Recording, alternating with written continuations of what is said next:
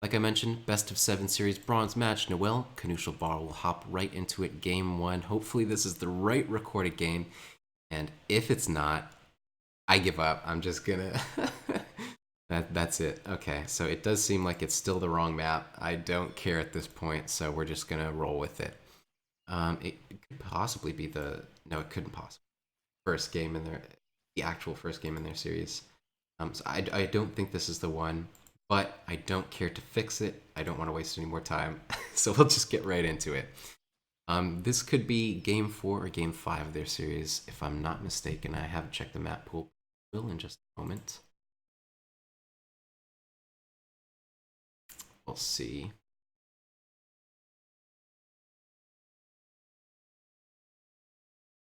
One, two, three. It is either game 4 or game 5, so not quite sure which one of those it is, but this is the first game of the series between n0eL and Knuschelbär, part of the bronze match.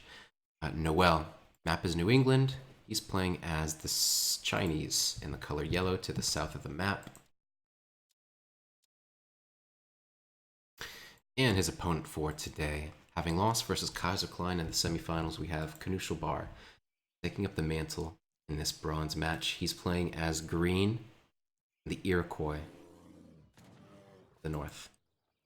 So we do have no contention, a converted pirate for Knuschelbär, and wisely using it to soak some damage as he tries to take this 135 XP treasure, guarded by 3 black bears. Really nice, actually. That's a really good use of the pirate. I'm not sure where he converted that treasure from. Might have been something he already picked up. Nope, neither player has picked up a treasure so far as I can tell.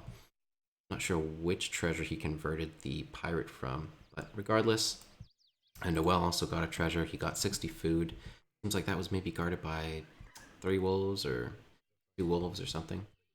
Instead, now focusing his eyes on this perhaps Cherokee Rifleman treasure. Just sit back and regain some HP to max. He did get a trading post to start off the game. Right now he is chopping wood for his village.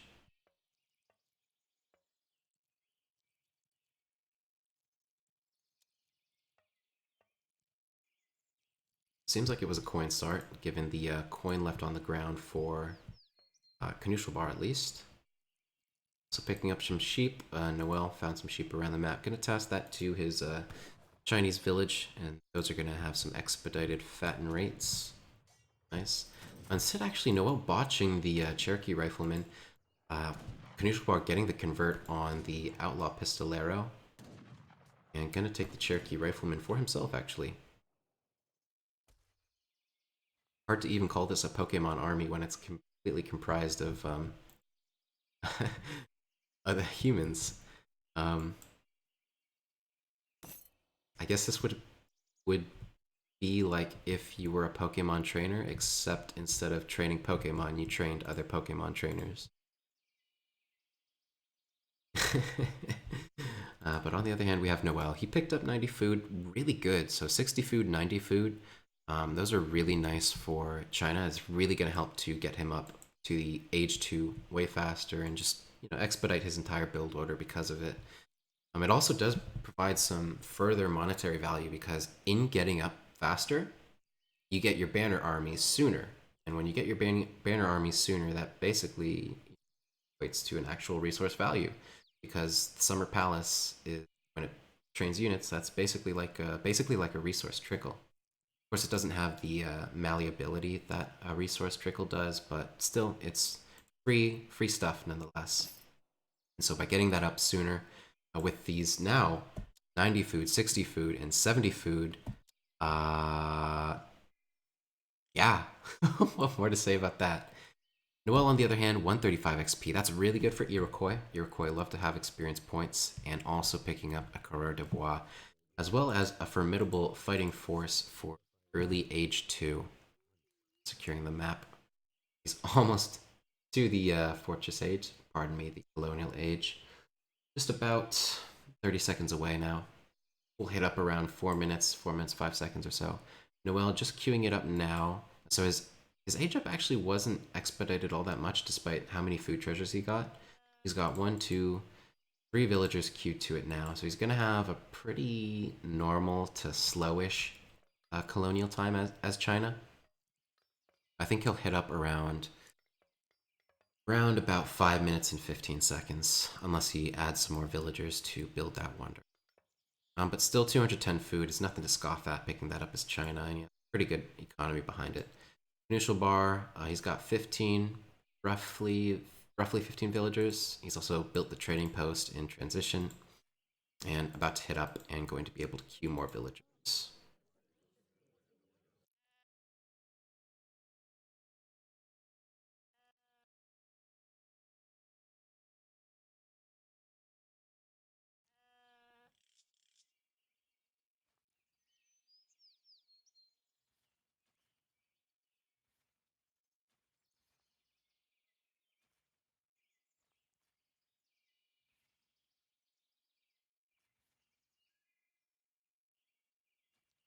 See Knuschelbär switching his distribution entirely over to food. Not going to gather any more coin. Also picking up the coin crates from earlier in the game. Shipment sent. I'm very curious to see what Knusch is going to do because he's not gone with the 4 Travois. Very curious. I'm not sure what he used that Travois on. He got one. Oh, okay. There's a war hut over on this side of the map, which is going to give him a good line of sight. Though it might be a little bit superfluous considering he already had the trading post granting him line of sight over that region. What this war hut will do is it'll make it harder for China to raid, I guess? Huh. I mean, all I can say is that this is a kind of strange war hut position. It will help him to establish control during the mid game of, this very vital resource position towards the northwest side of the map for both players. It's very important to have control over the side during early and mid and even late fortress. So thinking for the really long game. Also, something nice is that this war hut being so close to the trading post line is that it's going to expedite Knuschelbär being able to siege down n0eL's trading post. While both of them, it seems, are gearing to age up. Knuschelbär definitely going for a fast fortress oriented build order, and likewise with Knusch. Pardon me. Knusch definitely going for fortress oriented build order. And n0eL, not one to deviate from the standard, gonna go fast fortress himself too.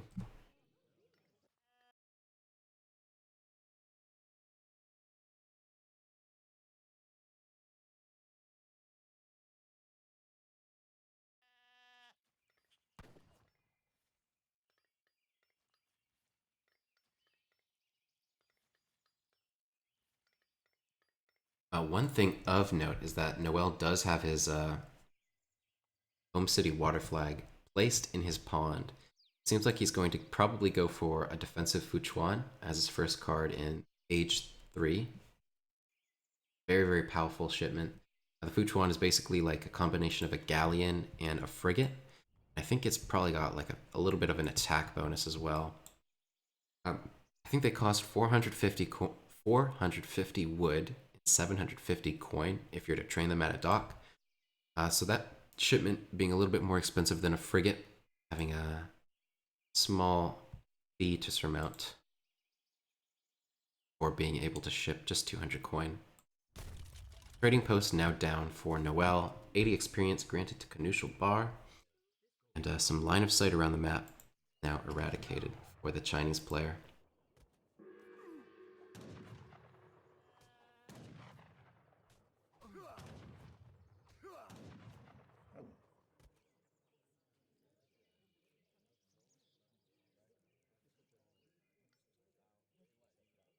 Whoa, this is a very, very stealthy wonder from n0eL.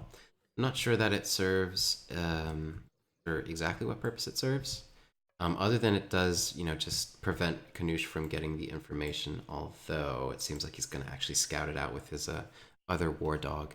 In fact, that was probably why Knusch was in n0eL's base, towards the mid-colonial age, is that he wanted to get that scouting information. And also he has 10 tomahawks coming in to put on a little bit of pressure. That dog putting in work, for sure. Almost 20% of the villager HP now gone. And wow, yeah. And now that n0eL has scouted the tomahawks impending, he's definitely going to want to escape these villagers before they become a liability. I'm going to slow down his age time somewhat, but at least he's going to make off with it. Villagers, hopefully. Do you see some, actually, n0eL had tasked the Summer Palace to build the, I don't know the name of the army, but it builds 2 Cheng pikemen and 3 Keshiks. It's the anti-cavalry army that China have available in Age 2. Now getting the villagers into snare with his explorer. However, the tomahawks are getting caught up by the Chinese monk and the Cheng pikeman. Even some disciples being called. Not a bad choice. Definitely going to get some value while Knusch is trying to focus fire down the villagers. Gonna make off with 1 villager kill at the very least, but miss out on the rest. Oh no! There he goes. Okay, he's safe. But Knusch also going to lose some tomahawks here, but he's up to fortress as well. Both players in the fortress age now, and plenty of coin in the bank for n0eL. I think definitely his first shipment is going to be that defensive Fuchuan, and I would hope he transitions into some more greedy play. Tries to get maybe like a second town center up around here. Tries to play it, make use of his good defensive posturing with the Fuchuan that could spawn in the pond. Pretty much, I think the biggest fear of n0eL at this point would be like, if n0eL is committing to this defensive playstyle, if he's going to ship a Fuchuan first, n0eL really has to consider how he might address a fast industrial from Knusch, because a fast industrial could be really scary with light cannons. If we take a look, seems like light cannons, but I think there's also a 4 privateer shipment in the industrial age that is available to Iroquois.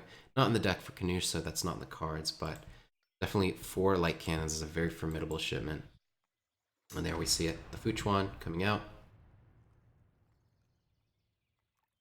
And that also does serve as, a second banner army for the Chinese player as well. So he's able to train units from his War Academy, as well as from his Fuchuan.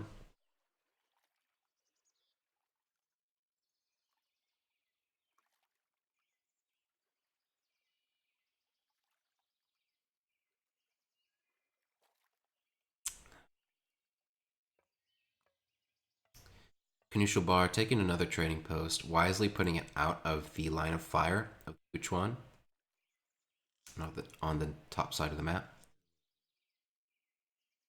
Not going to give the small batch of Chinese units now out on the field anything to do. Second shipment, 10 arquebusiers.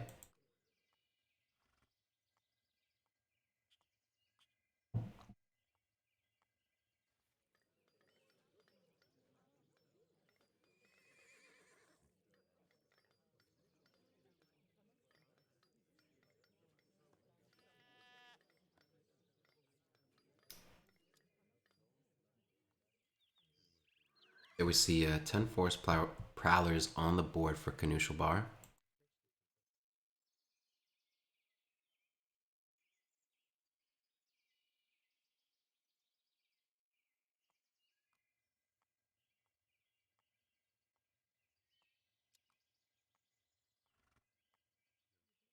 Ooh, and 6 Kanya horsemen hitting the board. Now, I don't know, so we do now know. Knusch does have a corral up, and he's getting the upgrade for his Kanya horsemen from it. So he's going to actually have a really strong mass here with 6 Kanya and a lot of force prowlers behind it. That is a very formidable composition. However, with the Fuchuan here, that's basically an insurance policy for n0eL if he ever needs to get out of a situation quickly. All he has to do is retreat to his boat, and that can pretty much completely prevent a Knuschelbär from continuing the engagement. So even though, n0eL is very, very low on anti-cavalry at this point in the game, and, provided on any other map, he would be in a very dire position against Knuschelbär's composition. Basically, just having this galleon here provides him so many more options, which is awesome. It just makes the gameplay way, way, way more dynamic, at least for the Chinese player. It makes it a lot more difficult for Knusch, but I don't think that's necessarily a bad thing. See, even a village going up. I like that it's by the coast. Definitely within herdable position of this deer hunt right here, but also being by the coast gives him the option for support from his one. Even going for defensive wall, it's a curious placement for the wall. I would figure you might place that a little bit more forward, like right here. I've already got like these resources pretty secured. You more want to do at this stage of the game is start expanding out toward resources.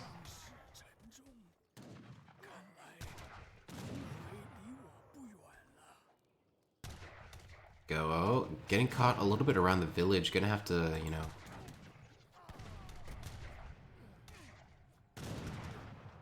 Losing quite a few units here. Not much damage put out by n0eL so far. One Forest Prowler killed. Seems like n0eL has lost maybe 5 or 6 units. Knusch so far though, but he is warding Knuschel off. This wall actually coming in pretty handy. Gonna just make the pathing for these Iroquois units all the more awkward.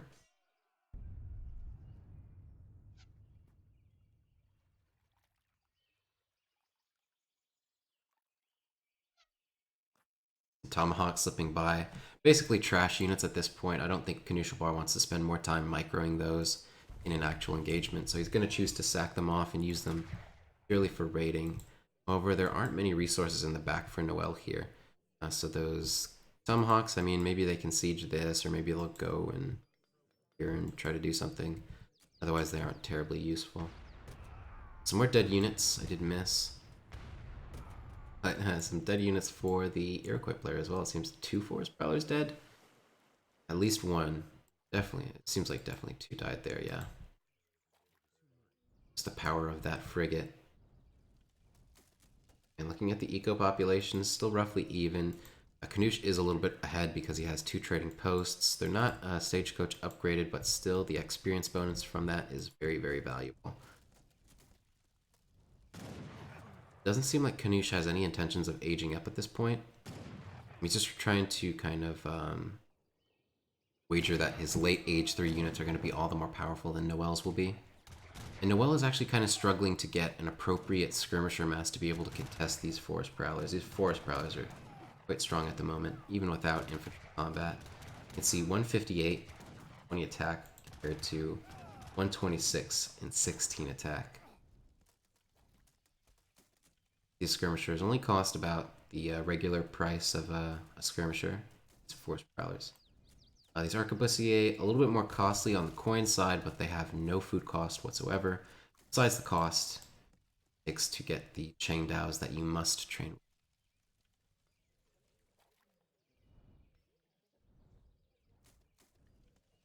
Still quite a score difference starting to come up.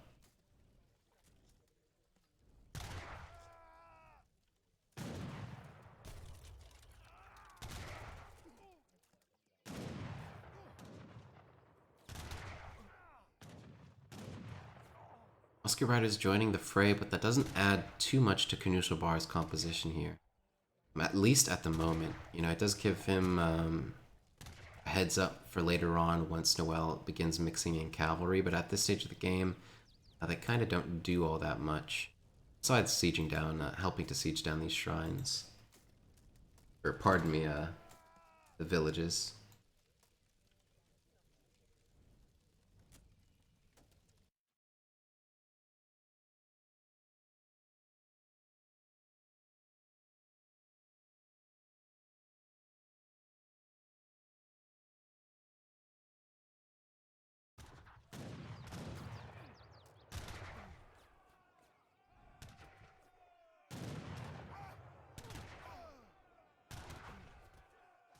Iroquois getting some good shots in on the Chang Dao. n0eL actually choosing to delete his wall to get a better pathing, but I don't really know what his trump card is right here. I mean, he's sacking all these Chang Dao to the very powerful Forest Prowlers. Is a batch of cavalry coming in, but they're connecting at a bad angle because they're getting into direct line of contact with Musket Riders. Now getting melted. And the skirmisher mass. I mean, okay, I guess that was what he was waiting for, is the 5 meteor hammers, but engaging, you know, like at least 20 seconds too early.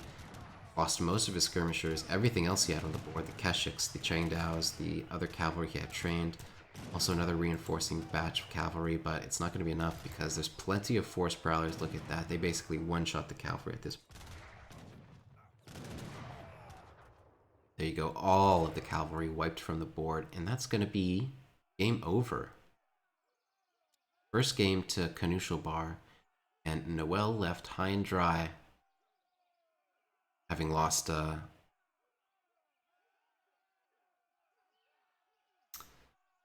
this China versus Iroquois matchup.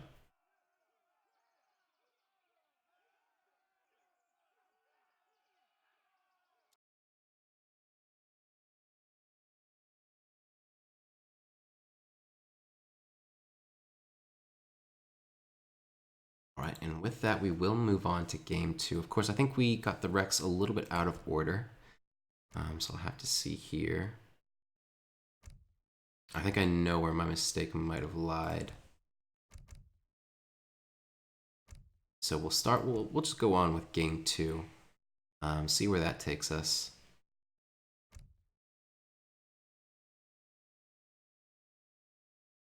And then continue casting that way.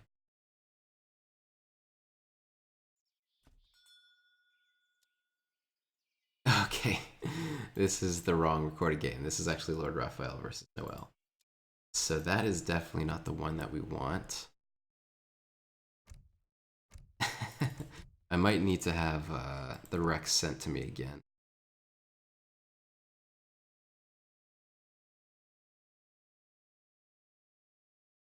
Move on to game 3, see what lies in here. Okay, so I think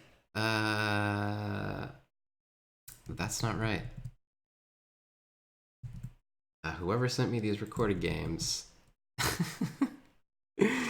Oh my god. That does not seem right. Did I load up the wrong game? Bronze match. Where we are. Up game 3.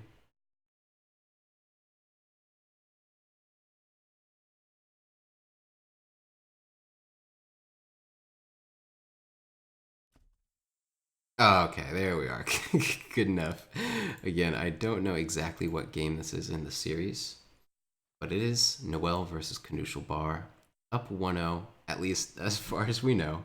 Knuschelbär does have a victory on the board. The matchup is going to be Aztec versus China. I'm not sure who locked first, but I would figure n0eL was the one to lock first on this particular part of Great Basin. I think Great Basin represents maps 2 and maps 3 of the series. I'll have to double check that. Yes, it does. So this will either be game 2 or game 3. Of course, to our knowledge, it's game 2, at least as far as we're observing.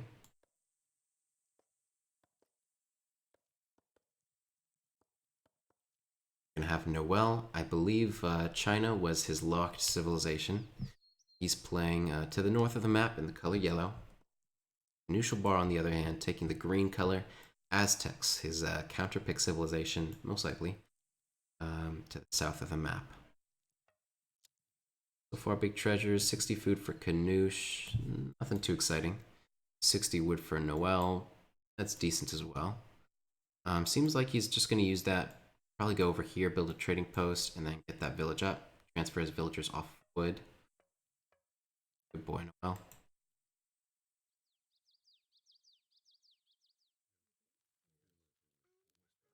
The Chinese disciple scouting out a little bit more around the map. Let's see some good treasures. Just some slack coin, 150 wood over here, so that's where that spawned. We saw it in the previous series as well. There's also 95 wood by the base of n0eL. In fact, I think Knusch is yeah, he scouted that. Could be a very big pickup for him, getting a converted grizzly, killing one grizzly, and then getting 95 wood out of it. Pretty sweet deal.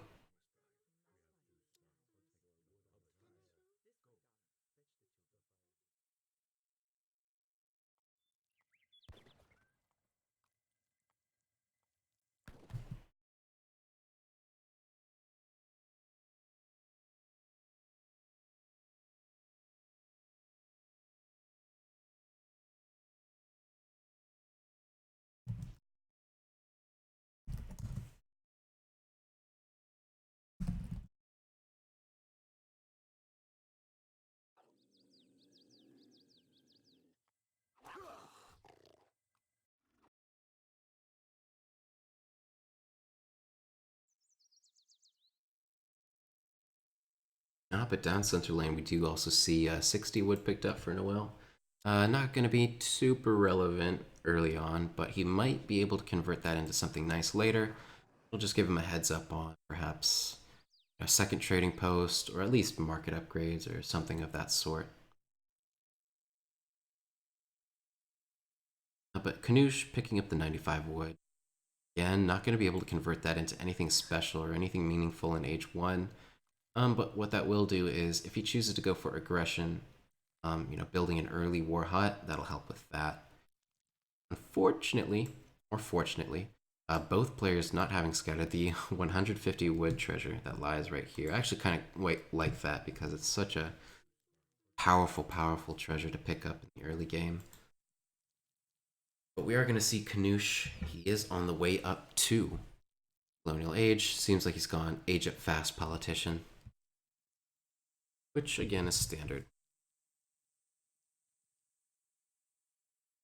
Even when you're not going for an aggressive strategy, aging up fast with Aztec 2, the Fortress Age, or sorry, Colonial Age, is a good option because it expedites your town center time by 60 seconds. And what that allows you to do is basically train an additional 2.5 villagers from your town center in the time it would have taken a player who went up slow to finish the age up research time. So to some extent, it's also like age up fast and also get up 2.5 extra villagers. Although 3 villagers now coming forward, it seems like forward war hut is in the cards for Knuschelbär.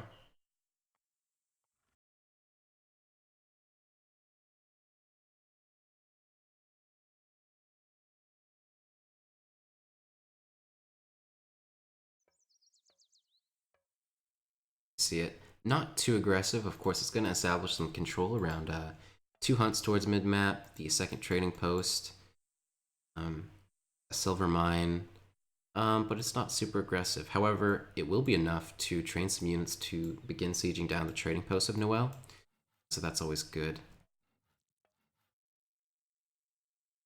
Yeah, sorry about the order of these wrecks. Got a noob admin in the place. But we've got it fixed, so... Well, we don't have it fixed, but it's good enough.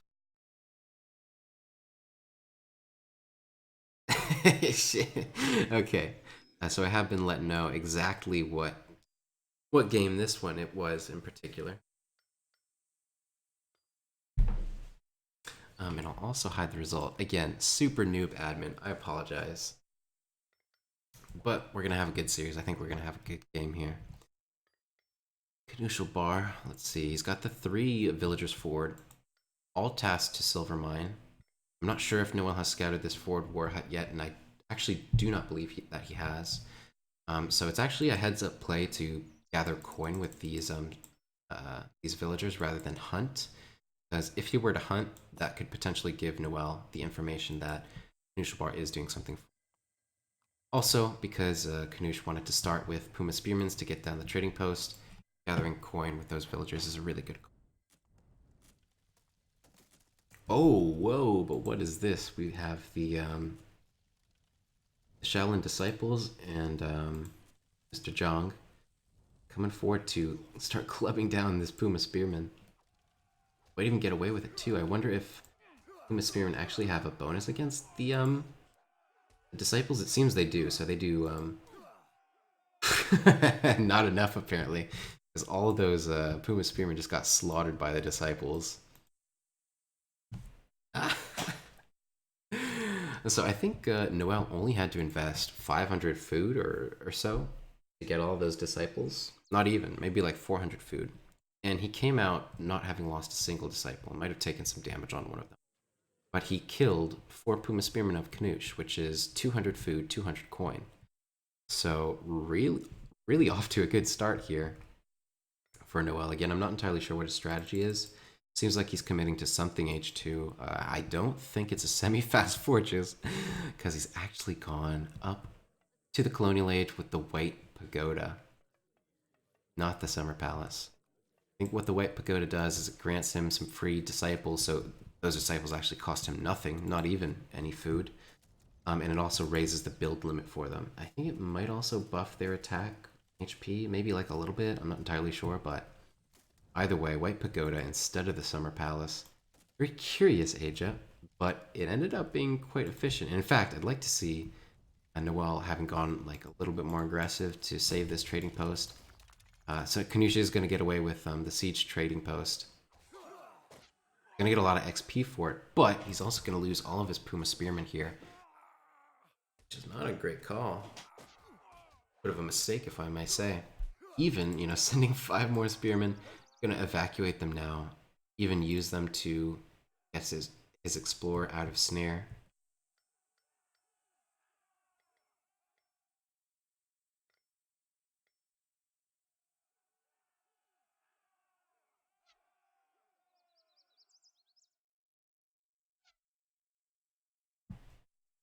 Is safe behind his lines. I think he killed a trading post and 4 disciples, but he lost about 9 Puma Spearmen, so it doesn't seem like it really the best trade. Now 9 Step Riders, more disciples being trained. 9 Step Riders coming in for n0eL. It's going to balance out his composition, although against the melee-oriented composition of Knusch, he's going to have to be very careful to focus down these Puma Spearmen before the 9 steps into contact. And there you go. This could be a very, very good engagement for n0eL.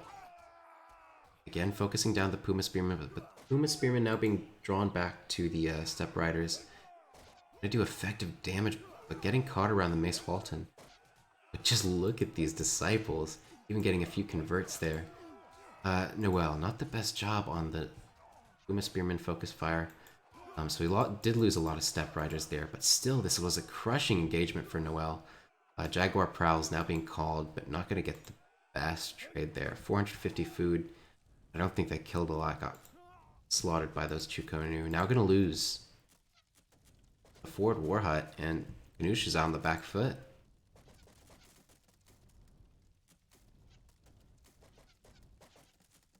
n0eL is popped at the moment, and you know he's a little bit misdistributed, but too much food. But you know, even though he is popped, he will be able to train more disciples with that food, so it's not totally for naught. It does need to fix his distribution, switch pretty much I think all of his villagers over to wood right now. Get another village.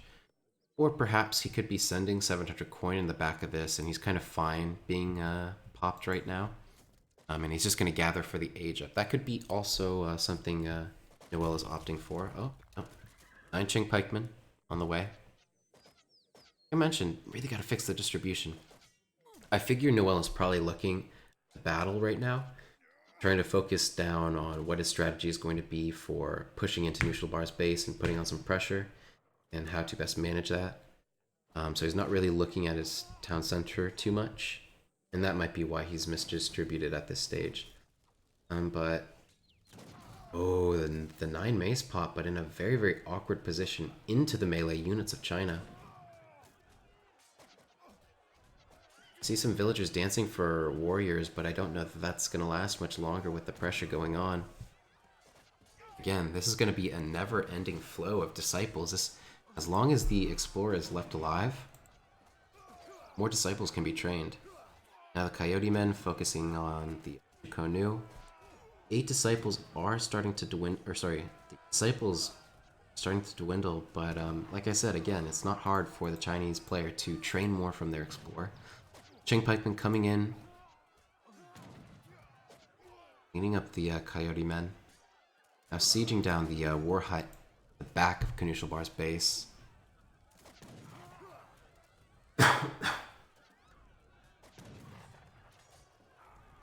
Another Coyote pop.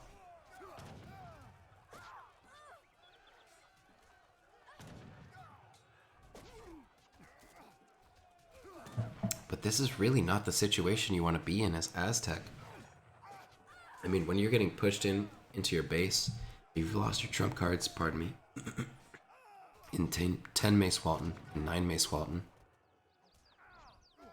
You only have 5 Coyotes and 6 Puma Spearmen left as your shipments to reinforce your mass in base, and now you're about to lose your only production facility. That's a very difficult position to be Aztec in.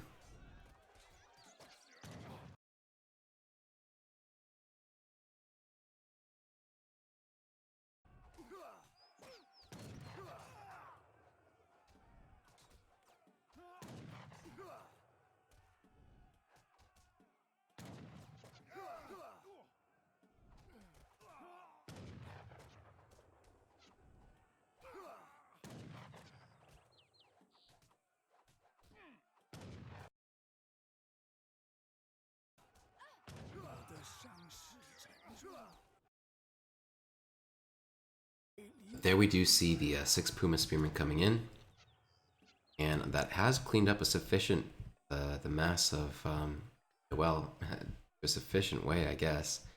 But just looking at the resource distribution, of course, n0eL is floating a lot, so he actually doesn't have a lot of stuff on the board at the moment.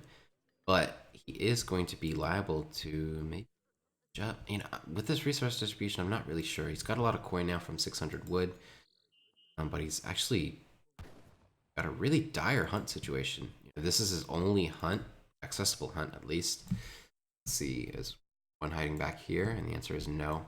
There is one, you know, hunt of 6 elk over here by this other coin mine, but there's not a lot of food left for n0eL. Of course, he's got almost all the coin he needs to age up, but it's still going to be pretty difficult.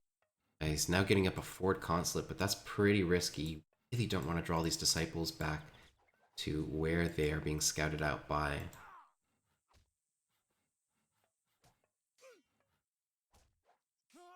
Where they could be scouted out by the Aztec player.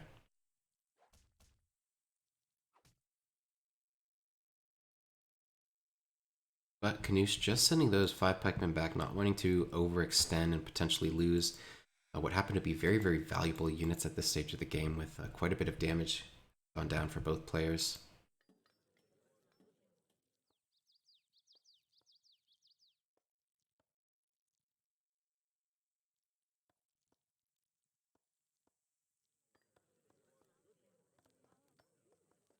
Now Knusch switching over a bunch of villagers over to wood. Of course, he has no intentions of aging up himself at any point. Or not at any point, but in the foreseeable future. Whereas n0eL, he's actually got enough food, able to establish himself. The age up, going to be using the Confucian Academy.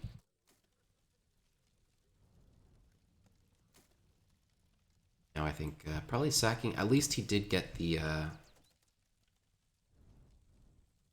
consulate up. I think he will be able to pop out some red coats and ward off. Yeah, there you go. I'm gonna get the red coats out and start focusing down the Puma Spearmen. Prevent the consulate going down. Also did get the British ally, so even if he lost the consulate, he would be working a 10% HP bonus on all of his military units for the rest of the game. It's definitely not for naught.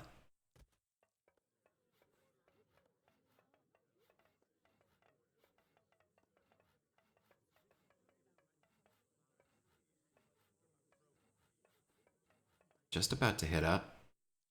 Very solid 12 redcoats. He's still going to be waiting on that first H3 shipment. He's got a while to go and he doesn't have a trading post. But 8 Arquebusier, the ability to train, or he's popped right now, but hopefully soon enough the ability to train some more units. I'm going to have to use these skirmishers wisely while he can't quite macro because this doesn't have the population space. Needs the wood, needs another village. But still 8 Arquebusier backed by some very, very powerful redcoats. And even still, even while he's popped, like I mentioned earlier, he's going to be able to be training these disciples, which are even now more powerful in H3. 17 attack, 144 HP for just 80 food. Those get trained quite quickly from the Chinese monk.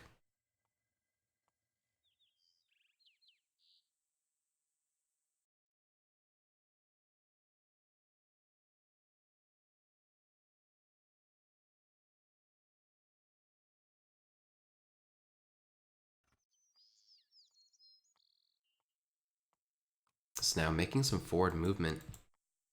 Not really a bad call. You know, n0eL actually does want to lose some units here, so they'll actually have population space to train more stuff.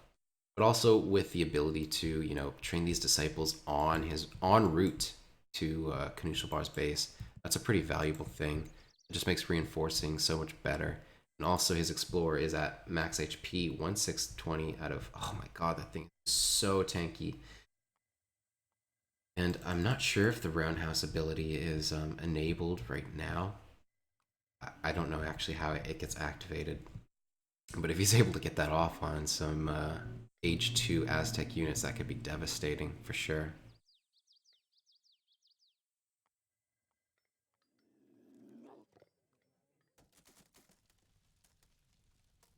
Now beginning to siege down a market. Not terribly valuable building for Knusch at this point. He even did get the 20% wood gathering upgrade. Actually not going to siege it down. I would have liked for n0eL to have taken that down because it does remove some line of sight for Knusch, which makes organizing us around a little bit more difficult for him. But still opting to put some pressure on in-base, killing a warrior priest. That's a nice pickup. Even a villager, that's really good too. Probably going to get down the war hut as well before Knuschelbär is ready to make a move. Knusch is reconvening in his base, bringing his units towards his town center. Doesn't want to lose these buildings. Might lose the fire pit. Don't think he's going to lose the war hut at this stage.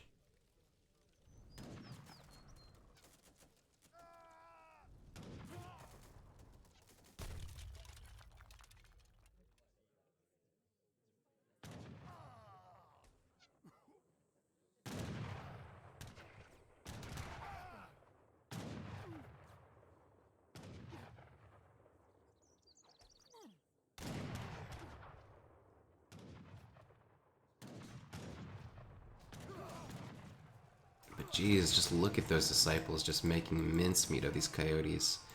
Now I hope he pulls them back. Good job. Getting them out of the line of fire of the pumas. Or line of attack, I should say. But now I feel like even rerouting those to the Mace Walton. Got plenty of a range backing. Of course it's dwindling between town center fire and the war hut. But with plenty of disciples on the field here, these Mace Walton are just going to get ripped to pieces. Even getting some converts there, all these criticals, it's so funny to look at. But with that said though, whittling away at the range backing of n0eL, Knusch has done a good job with the town center and the war hut. And still is gathering safely, for all intents and purposes. You know, he's still got a full economy behind this, besides what's in the town center. Whereas n0eL, you know, having opted for very militaristic wonders, his economy is just kind of lukewarm. See, even though there's a lot of villagers in the town center here, Knusch is still operating at a resource advantage. 5 meteor hammers being shipped for the Chinese player. No market. Is there no market? There is a market, but no upgrades for n0eL on the field yet. Actually, look at that. All of the disciples a little bit slow on the draw. Gonna get taken down. Liable to lose Mr. Zhang as well in the base of his opponent. And once Mr. Zhang is gone, there aren't going to be any more trained disciples. But there you go. Ah, this is nice. A nice disciple pop with the reinforce from the 5 meteor hammer is going to help him to clean up. Continue to put pressure on this war hut. Probably going to take it down.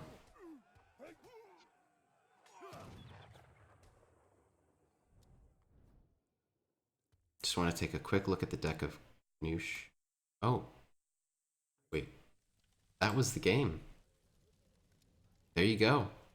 1-0 on the board for n0eL. Actually going with the 2008 strategies. The Disciple Rush against Aztec. And pulling it off against a very, very worthy opponent. Gonna tie the series up, at least to our knowledge. A 1-1 so far. And that's a point on the board for n0eL. It is still a series, of course. I have been informed that this was actually game 3. And so we will be starting from game one. I'll reorganize the Rex and pause the stream a little bit. But a very interesting build order from n0eL, completely militaristic. He did, of course, gather more resources despite being at a slight economic population lead. And that was actually mostly due to raids, actually. All resources gathered. Yeah, I mean, Knusch got idled quite a lot. And even though the economies were starting to even up, that reinforce of Chinese units kind of just sealed the deal for Knusch. He didn't have the wood. He was just starting to chop it. He would have to build another war hut somewhere, where he could, not harassed, but it was very difficult, even seeing the probably cavalry come. And Knusch calls it. And that's our game to n0eL. So it ties the series up 1-1 to our knowledge. And pop out. I will reorganize the recorded games, try to get them in the right order from here on out. And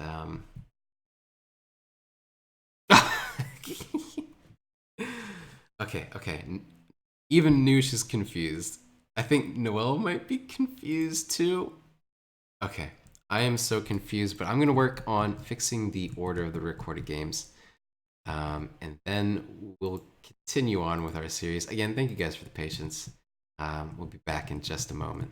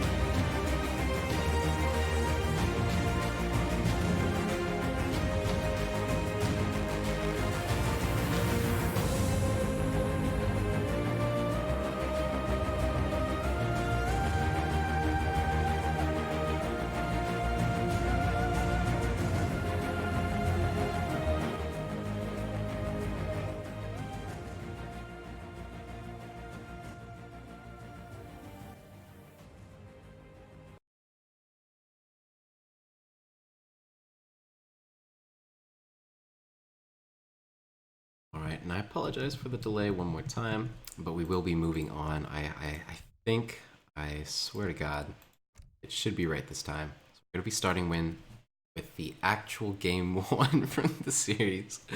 The score is 1-1 though, as far as we know. So this is going to, for viewing purposes, be game 3, played on Colorado.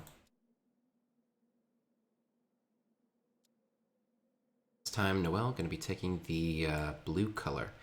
He's playing as the Iroquois on the 1-2-3 east side of the map. His opponent, Knuschelbär, our best of 7 series. He's playing as the Iroquois as well, and the color green to the west. So the score is 1-1 at the moment.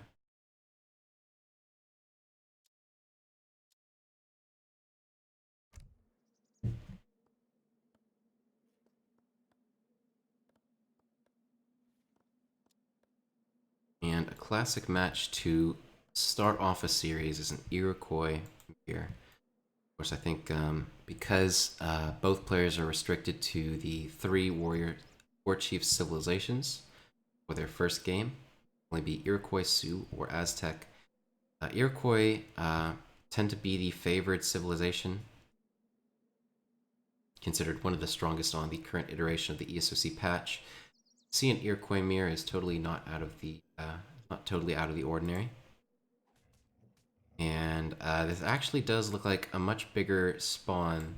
You can even tell by the doubling of the cliffs. This is actually probably a 2v2 spawn of the map. I think n0eL probably made a mistake when hosting the lobby. But at the very least, we still have OBS mode, still functions a-okay. So besides the map being a little bit wonky, might end up coming to bite the ass of one of these players, I figure. We're gonna play it and consider it valid just because it's really, really funny. And that'll be the continuation of our series. So far, n0eL picking up 50 food, 30 coin, not bad. Noosh, 90 coin himself. Good resource value, but not terribly relevant in age 1.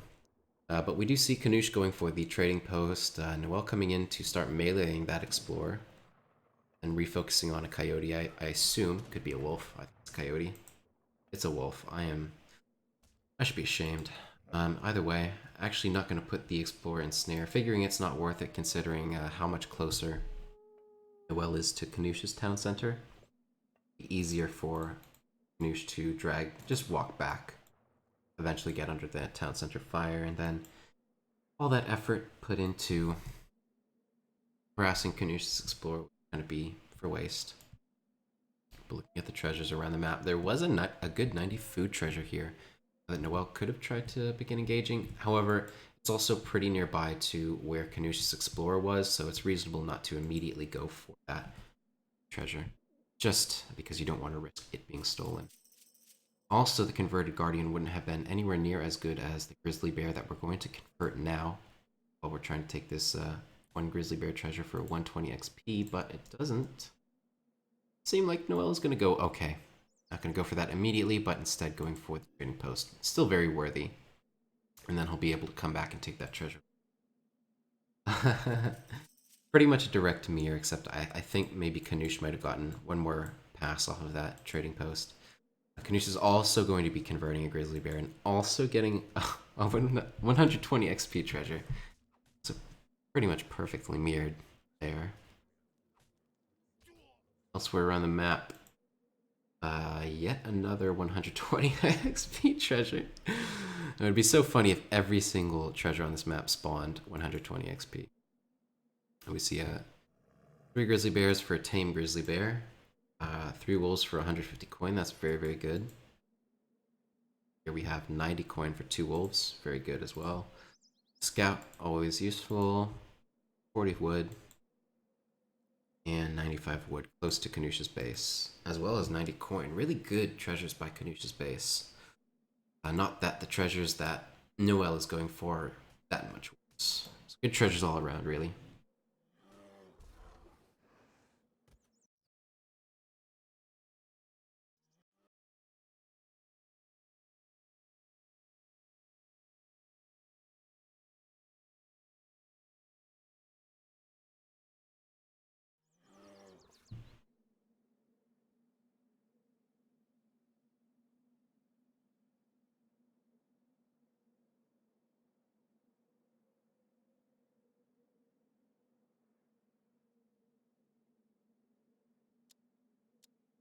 And so, after picking up all of these coin treasures, obviously an Eromir skews more towards some colonial play rather than none, so I wouldn't expect a fast fortress or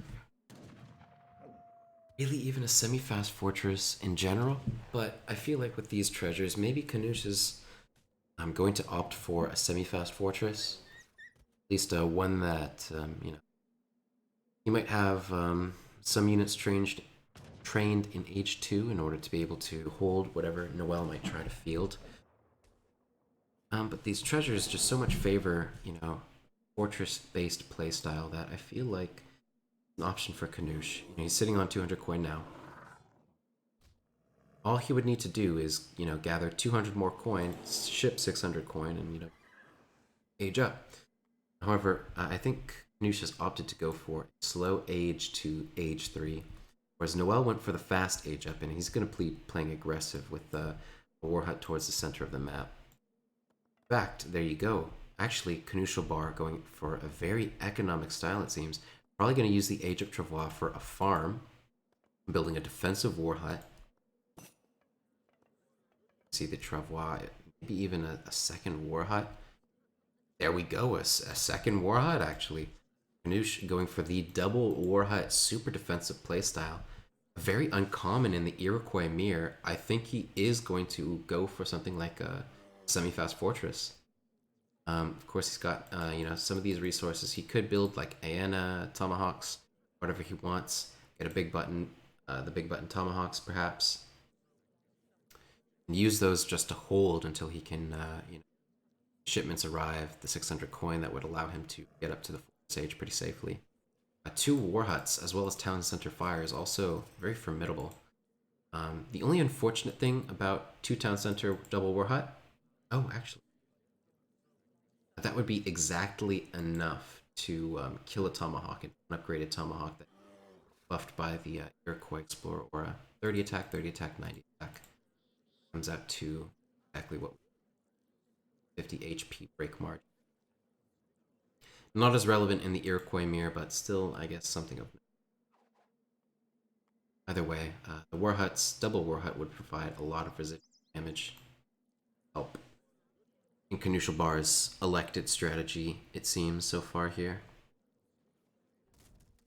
However, Knusch beginning to work on the trading post of Knuschelbär, definitely going to get that down, but not without some pressure from Knuschelbär coming in.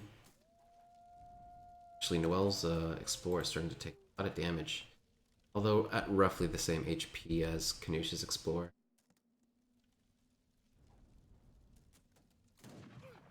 Comes the shot, but not terribly effective. Just doing the pull trick to escape him back quickly.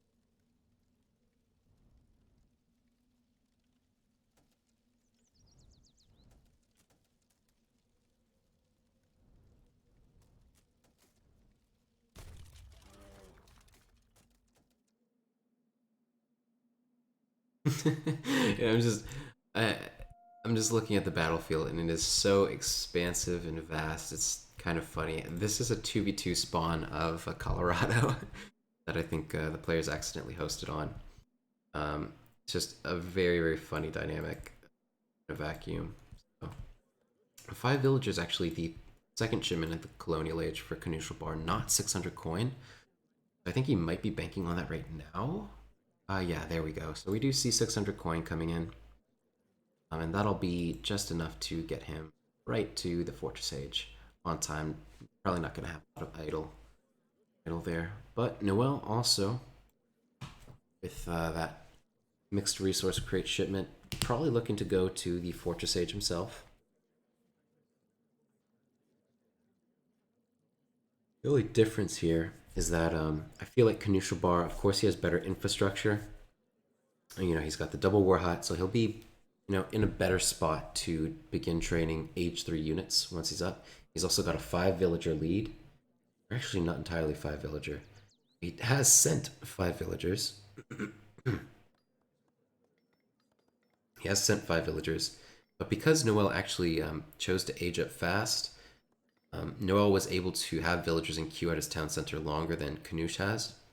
He's only behind by roughly 3 villagers at this point, Whereas actually, n0eL had a slightly stronger economy in the early age 2.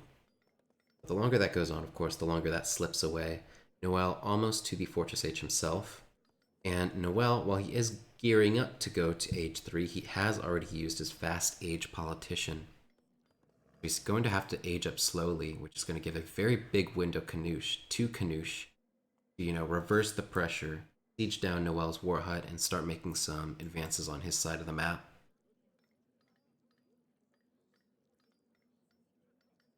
So I think that n0eL's decision to go Fortress was probably an adaptation to, seeing that Knusch had trained some units in the Colonial Age and probably was geared up to play defensively, whether that be in age 3 or age 2.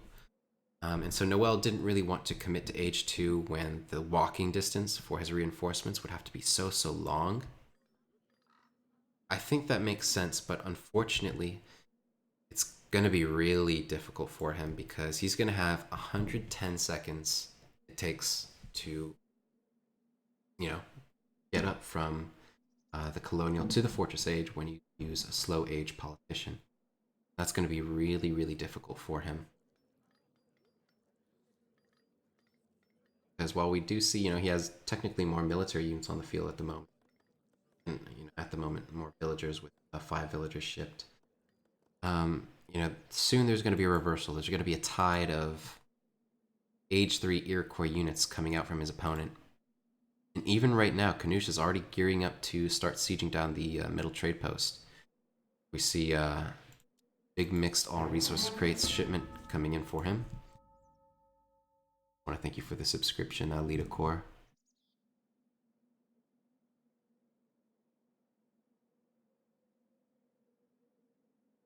Both players on roughly equal scores at the moment, but Knusch with a solid age 3 advantage. He's got elite tomahawks in and force prowlers on the board. Liable to get some more of those force prowlers out on the field as well. This war hut is not long for the world. At that point, Wel's gonna have to do a lot to be able to stabilize in his base. That green Iroquois mass is gonna come hurtling his way, and the onus is on him to be able to hold that.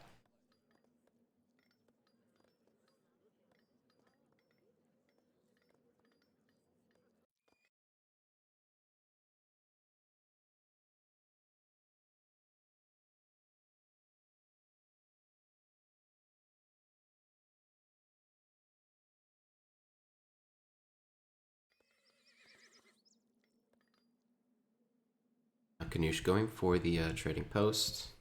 Basically tit for tat. He lost his, I'll take yours.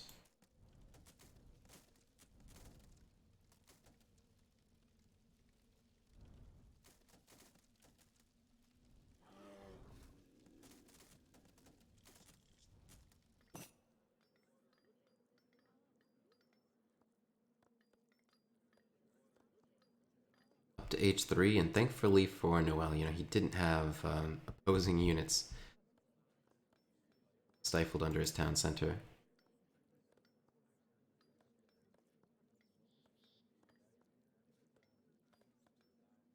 Well, questionable on the distribution here. Floating 1,000 food, not enough coin, not enough wood to be able to produce the units he wants to, or even get the upgrades he wants to. Still sitting with, still waiting for the war hut to be completed. Not going to be able to get out a big mass of forest prowlers anytime soon, and that could really be the death knell. Just not being able to mass enough forest prowlers. Now even picking up 30% HP on his explorer, which is really nice. Getting a long hut siege down. Mentioned it, he has to train forest prowlers or else he can't contest what Knusch has on the board. Probably also has to ship them so that he can, get on equal footing and force back the infantry mass of the green player. 8 force prowlers hitting the board there, but I think they were shooting at a grizzly bear and not getting some effective shots off. Now focusing down on the force prowlers of green, but a big crack shot off for Green Iroquois, from the Green Iroquois Explorer.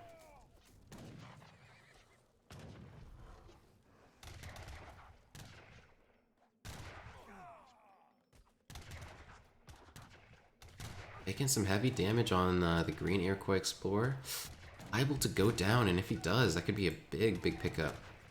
Actually, Knusch's Explorer is going to go down, but, you know, n0eL, not the best trade here. Did lose a lot of Kanya, you know, all of his Kanya Horsemen there, just to get a, you know, a very brief snare on the Green Iroquois Infantry.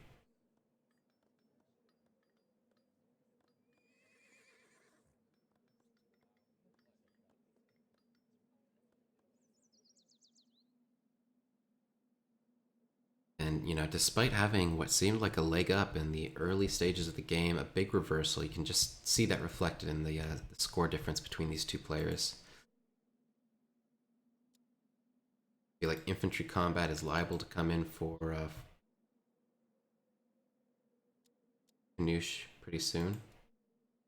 Got the shipment on the way. Could also send something like 5 Cuirassiers, I suppose, or 6 Kanya Horsemen to balance out his composition.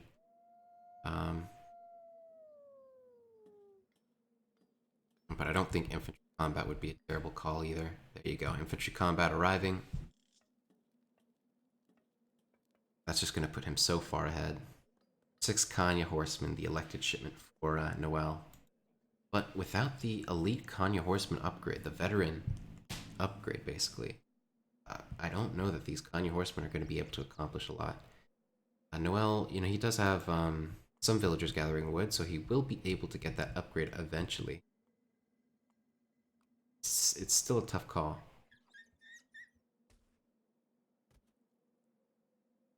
These force prowlers end up being so ridiculously strong.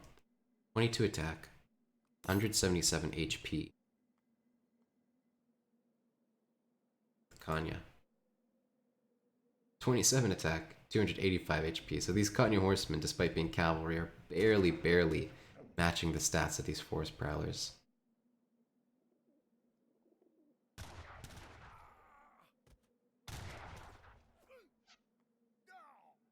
The elite tomahawks in the back of that as well. Boosted by infantry combat nonetheless.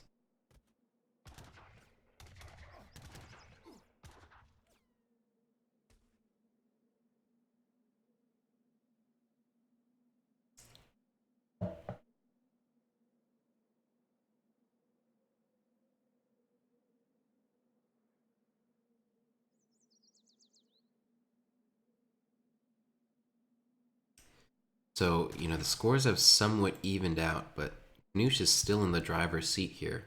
He's got a bigger force prowler mass, and he's got infantry combat sent. If n0eL wants to get back into this game, definitely needs infantry combat for himself. And in addition to that, he would need to get a really seriously crushing engagement with his Kanya horsemen. But it's going to be really difficult to pull off, you know.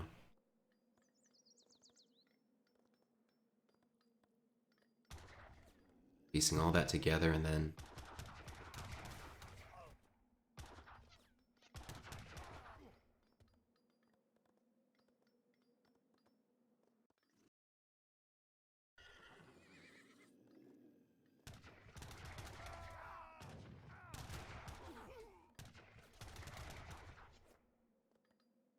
still no veteran Kanya. It's quite unfortunate because until that veteran Kanya comes in, I just don't think that n0eL can engage and expect to win a fight.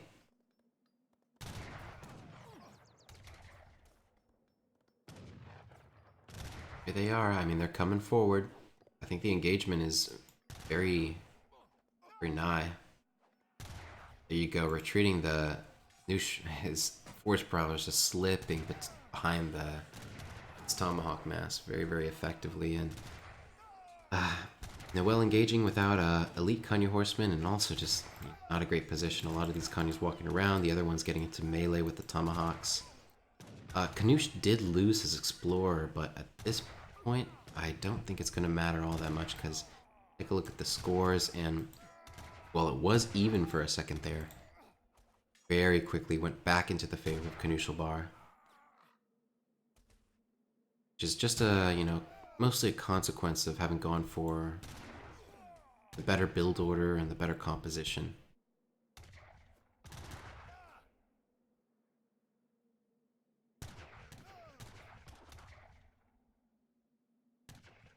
Now, let's say this were Colorado that had spawned a normal size. I might have still given, the edge to Knusch, if Knusch were able to stabilize, but it might have been a different game. Because n0eL, he would have had a much shorter rush distance. He could have probably committed to the H2. And then it's a different game, So I do think it's a little unfortunate for n0eL that, he's just not able to edge it out in terms of build orders and such. We do see Elite Kanya Horseman in queue. It's 7 seconds from completing, but neither player with their Explorer, and again, Knusch with infantry combat, with very strong, beefy tomahawks.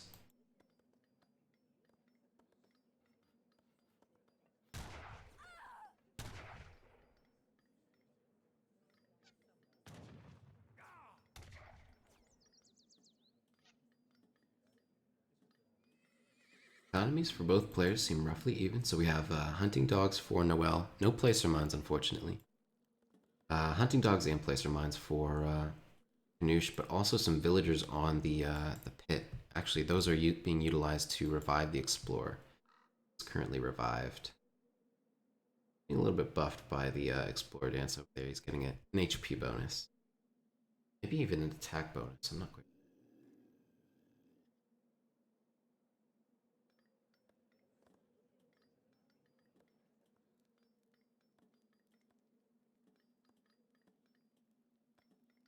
But n0eL's Explorer back up and kicking himself. Still, just now, Knuschelbär mixing in the Kanyas himself. Those added to his composition. Going to begin to become more and more difficult for n0eL to hold here. Even 10 Elite Kanya Horsemen to match the 9 Kanya Horsemen from n0eL, but behind that, Knusch has a slight force power lead and 20 tomahawks, so I think this engagement is going to go crushingly in his favor. You can see some of the Kanya Horsemen being focused on the forest prowlers, a nice surround on the Kanya of the blue player, also getting into melee and close combat with the tomahawks, and now also going forward with the tomahawks. Now that the Kanya are being the meat sponge for Knuschelbär's tomahawks, they're not going to be getting a multiplicative bonus. And that will be, technically that was game 1 of their series, but this will be our 3rd game. It will be another victory on the board for Knusch, just 2 wins away from winning the bronze title for Chiefs Classic 2. It's 2-1. Still a series. Still potential for it to swing either way. And I think n0eL has shown himself to be quite a good player. Again, just I think the biggest hurdle here, you aged fast, your opponent aged slow, and the Iroquois mirror, you have to commit to the H2 really. And when you don't do that and you try to match your opponent in H3, but you're aging up in 110 seconds and he's aging up in 45, it's really hard to that situation out, and it didn't go to n0eL's favor here. And that'll be game 2 to Knusch. Good job by Knusch.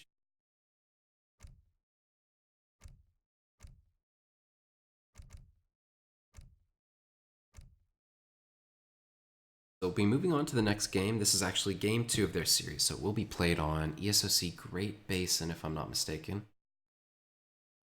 And there we go.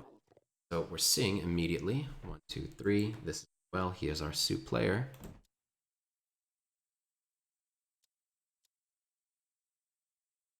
going to be playing to the north of the map on another big spawn, another 2v2 spawn of Great Basin. So another huge map to check. And Knusch, his locked civilization was Japan. He chose Japan. n0eL had the opportunity to counterpick one of the war chief civilizations, like Iroquois, Aztec, or Sioux. And Sioux.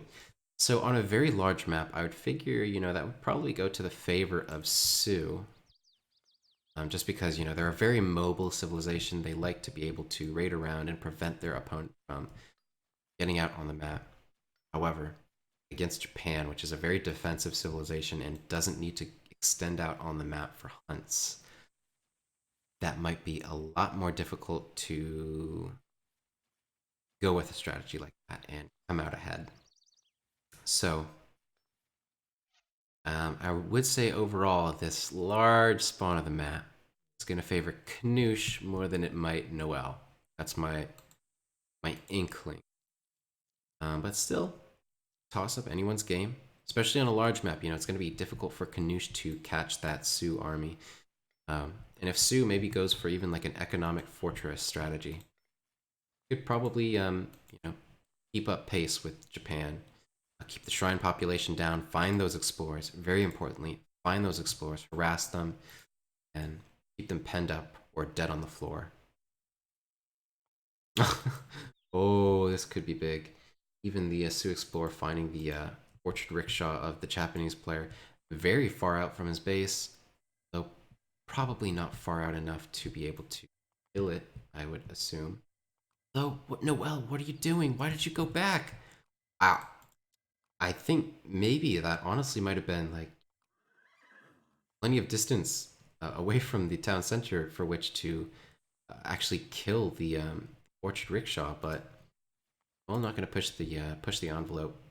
Instead, I'm just going to go back, scout more of the map, and continue on gathering treasures. I think he converted a grizzly, one of the 150 food, sorry, one of the grizzlies from the 150 wood treasure, which I don't entirely know that Knusch has scouted out yet.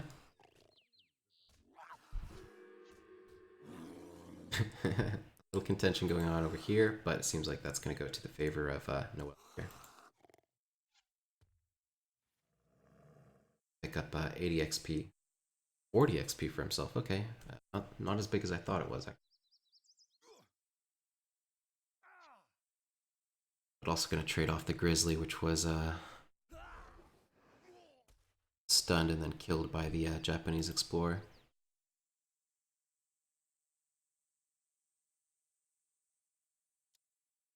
First shipment for both players. We'll have to see what it's going to be for Bar.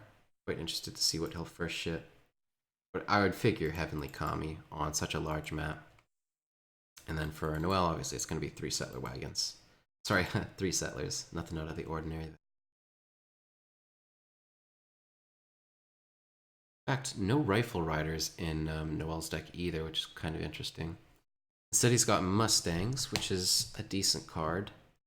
But maybe not the best one. It makes sense on such a large map, but I might have really liked 5 rifle riders to have been in deck for well. But I think in this matchup, n0eL is probably expecting Knusch to play it very, very defensively, i.e. with walls. And an early 5 rifle rider shipment won't be all that great, actually, if your opponent, playing as Japan, has already established a base for himself with walls. And Knusch has certainly shown himself to favor that sort of playstyle. I think even earlier in this tournament, might have been versus Lucas L99, this exact same matchup. It was on Colorado, and Knusch went with the 3-layer bastion walls, as Japan went with an FI. He's definitely done this strategy before. And on a very large map, that can be probably quite effective.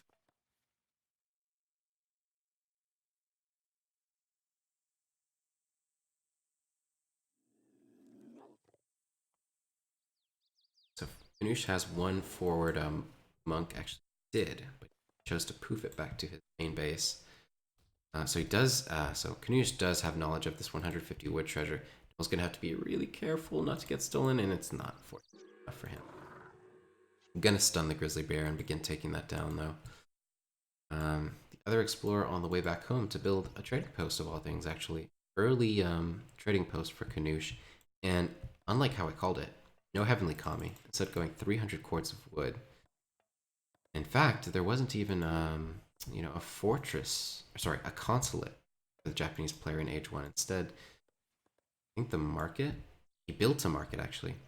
So it didn't just like spawn with the map. And he did get the Hanami parties, which is a 5% upgrade to Japanese villagers on food.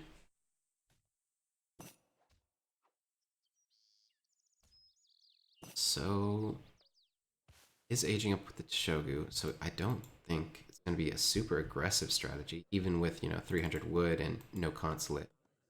Consulate now going up. It's not the Torii Gates, and I think Torii Gates on a map that spawned this large is kind of ill-advised.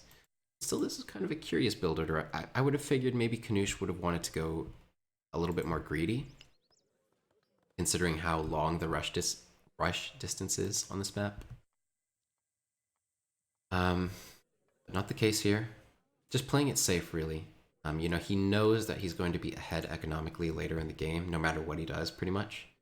So he's just playing it safe by going with aggressive shipments, rather.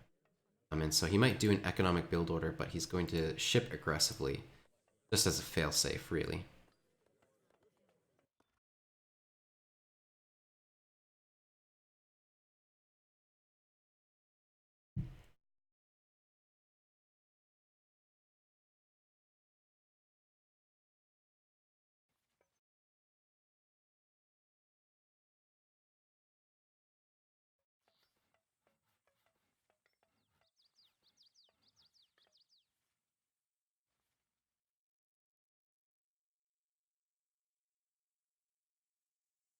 Well, going with the forward 4 hut, as Su, I mean, it wouldn't be questionable on a normal sized map, but this map in particular, don't know if it's quite the right call.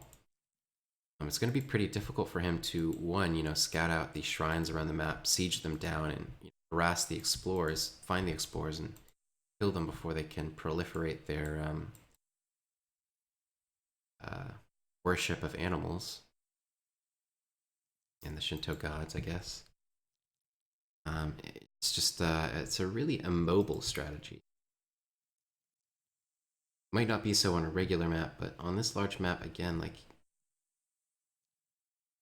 I feel like it's just going to allow Knusch to get away with his boom, whereas you in the back of it are just getting a mediocre economy. You do have the TPs now, that's nice, but your hunt's going to run out pretty soon. Then you're going to be out on the map, gathering hunts from the other locations, beginning to be shrined up by the Japanese player.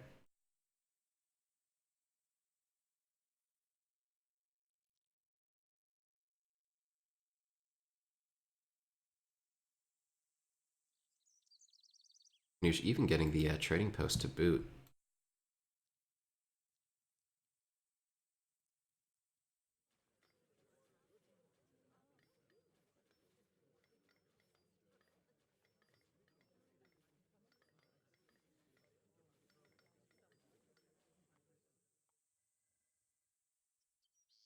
Next shipment war clubs, but against Japanese infantry, I don't feel like war clubs were really the right call. I feel like the explorer being there and 4 axe riders would have put a lot more pressure on these Yumis, and 7 war clubs could. I mean, I figure once you get into snare with the Japanese military, the war clubs actually become quite decent. But until that point, they're just fodder. They don't accomplish much. They don't have great siege.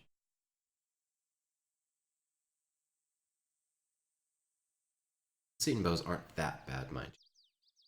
Not gonna perform as well as the Yumis usually. What a terrible Yumi.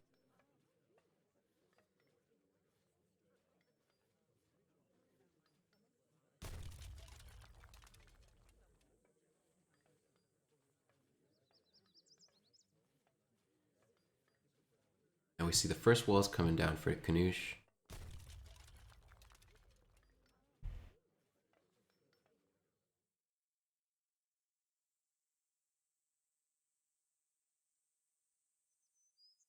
Let's look at that recalc right there. Of course, n0eL does have 2 trading posts, and he also has probably slightly better upgrades at this point. The upgrades for Knusch are quite good. Yeah, I mean, n0eL working at a very large economic deficit. And not getting in really the pressure that he needs to get in order to be able to win this particular game. And 8.5 minutes, and the only pressure that n0eL has been able to place on his opponent is basically, Knusch's training units. That's it. There haven't really been any engagements so far where, the back of it, the Japanese players just continuing to shrine up around the map without any contention. We did see, I think n0eL did siege down a few shrines. He's sieging down another one here, but I don't think it's going to be enough, really. Even with how expensive the shrines are, they're 120 wood each.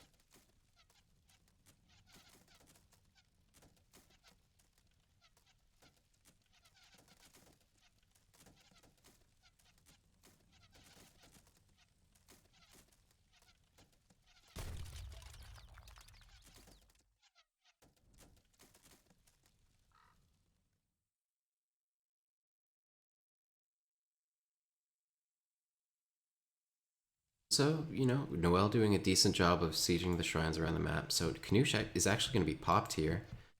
Still don't think it was quite enough because, Knusch still has his explorers alive around the map.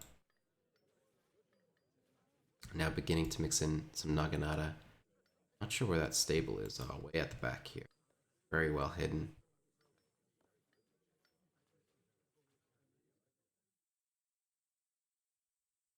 As it usually does, this big Naginata switch could come as a surprise to n0eL. So n0eL is aging up right now.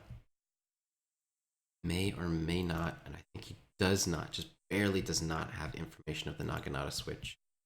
But Knusch is starting to bring all of his forces towards this main base, this forward war hut. Well, soon enough that's going to be sacked. It's going to hurt the production of n0eL. n0eL does have a stable, so he will be able to produce stuff like rifle riders right away without, those will be veteran status. We'll be able to produce like axe riders, bow riders, whatever he wants. But he will need to upgrade those as well if he wants to be fighting with an actual tech advantage. In addition to that, he's got a lot of unupgraded Seton bows, and those are going to stay unupgraded because n0eL doesn't have the war hut. And it looks like a slow age up to me. Not going up fast, probably because he used it to age up fast, n0eL. Or he could have perhaps used the 400 wood politician, 2 colonial, and then is using bisons for age of politician now. Still, that's a little bit risky. He's at a significant economic disadvantage already. Really, he just needs a fast tech advantage and a crushing fight in order to win this game. Or at least have a shot at winning this game, I should say. As it's looking right now, it's going to be hard to piece together. War hut coming down. There are a lot of TPs here. It will be hard to push in on this position in particular. Oh, but a big raid coming out. Lose at least 1 villager. Gunning for a second. Might be forced away. Gonna get it. Gonna very narrowly escape. Shouldn't say narrowly, but it is pretty interesting. Losing one Axe Rider there, and I think 2 villagers. Not the worst of it.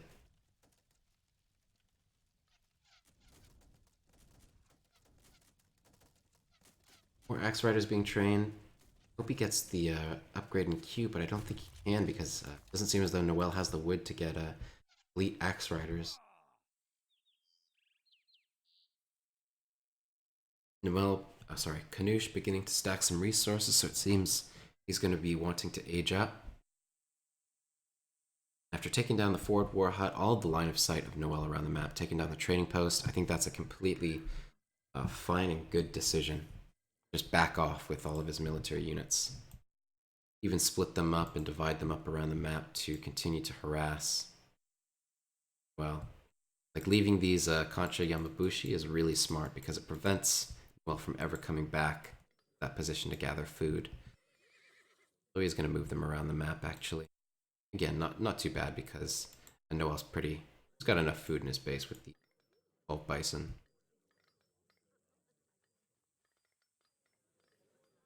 Over 15 bison or such. And at home, some more walls coming up for Knusch.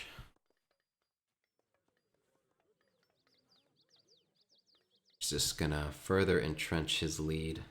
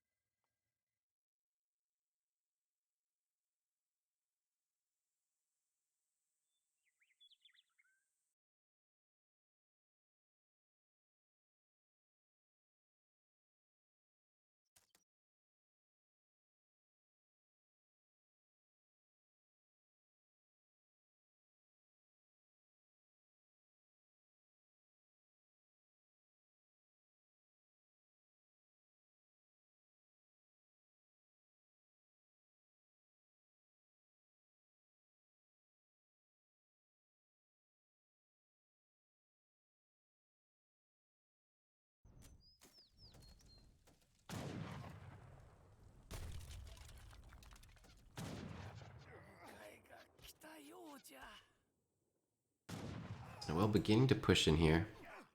Did take down the Explorer, but kind of hard. Waiting on the Axe Rider upgrade, but he is going to have plenty of resources. Seems like that's in queue right now. There you go. It's not looking too bad. I mean, you take a look at the scores, and it's really not awful.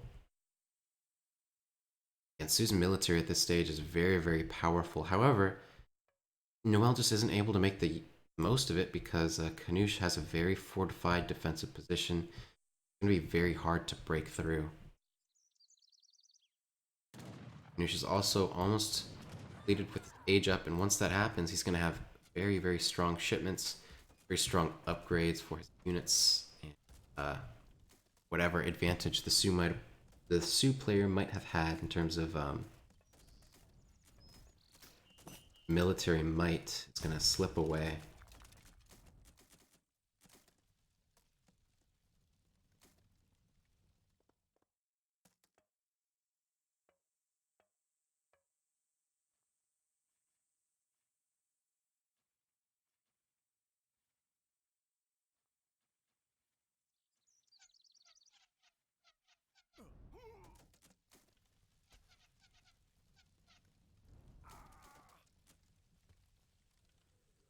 Dog soldiers coming forward, a little bit disconnected from the ranged backing of the Sioux player. Choosing to go back, couldn't really take the engagement with the buffed up Ashigaru there, as well as the Naginata. Now sieging down the stable with the Axe Riders. But out of position, the Naginata's starting to connect with the range mass and the war clubs. Still sieging down a wall. He's going to ward off the Naginatas, but taking a lot of shots, a lot of damage from the now guard Yumi. Actually, 5 Yabasame popping out, but at a really unfortunate location. They're going to get meleeed down by these Axe Riders. However, the Axe Rider mass has, for the most part, melted. 2 flaming arrows coming in from the back for the Japanese player. And now almost all of the Axe Riders gone. Only 5 left on the field. 2 flaming arrows in the back. Plenty of Naginatas on the field for the Japanese player. It seems like Su is caught in a really bad position. Basically, all of his army melted away. Really well microed by Knusch.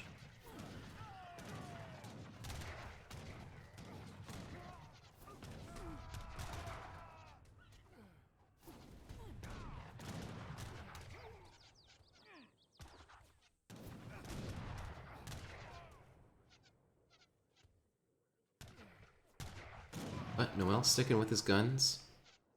Having 4 Axe Riders. Now retreating back to his forward placed TPs, which is gonna buff up the HP of his units. Still does have a little bit of a range backing, you know, harass with. Trying to reinforce with some additional Axe Riders.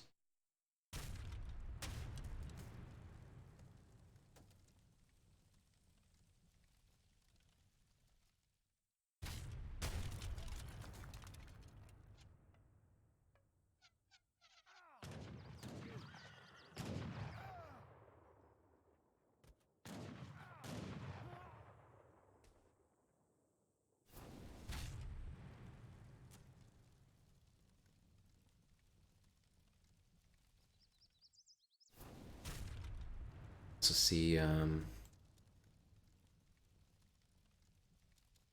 Wave the Bow coming out for the Japanese player, which is going to grant his Yumis, I think, a 10% attack buff as well as an additional 2 range.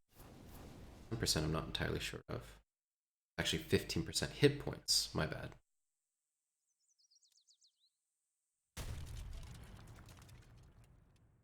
More tanky at range. Still is able to fire from a farther distance.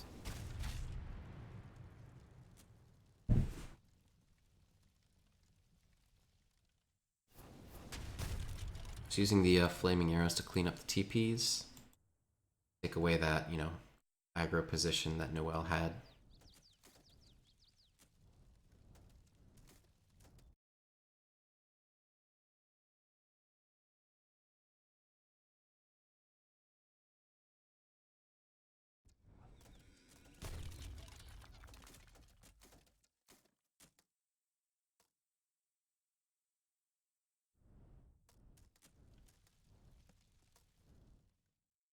Oh, but there is the Dog Soldier Big Button coming in for n0eL.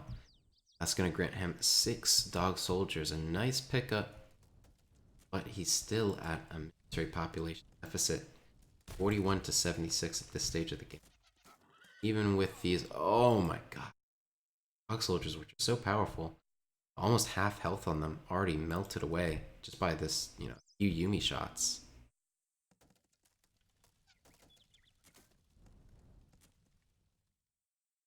And some more Yabusames being trained by a Japanese player. So Yabusames and Yamabushis in the back of this make a very, very strong anti-cavalry core, well with the disciplined Ashigaru.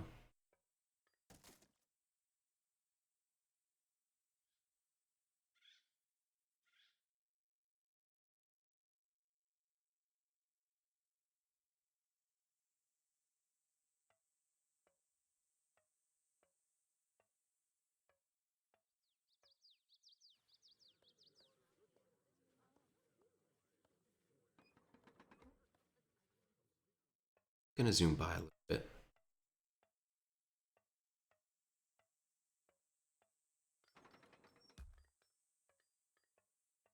Seems like Knusch is just happy with his position, you know, not being pushed in, not being aggressed on, just able to work that economic bonus. So he's happy to just sit in one position, wait for his opponent to come to him, and just take a good engagement with very powerful H3 Japanese units. Even going for some walls on along the mid-map.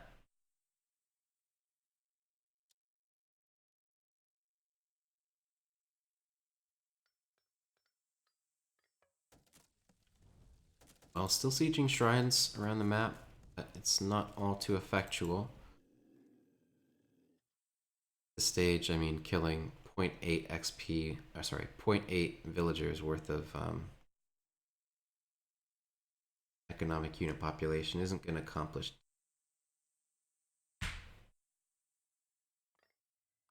Not like a big cash money raid side. Killing 6 villagers at a silver mine, that would be quite worthy. But n0eL, or sorry, Knusch, seems he's pretty satisfied with position at the moment. Feeling pretty safe to push out. Start to see what n0eL is actually up to in his base. Seeing a forward town center, but choosing to go back. His army a little bit disconnected. He has a lot of Yamabushi here. Very, very powerful siege units.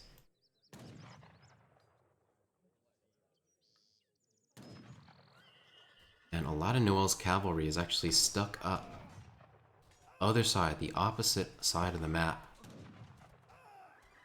Getting a little bit of value, but not going to be able to hold this forward town center position, really. All of his units split up.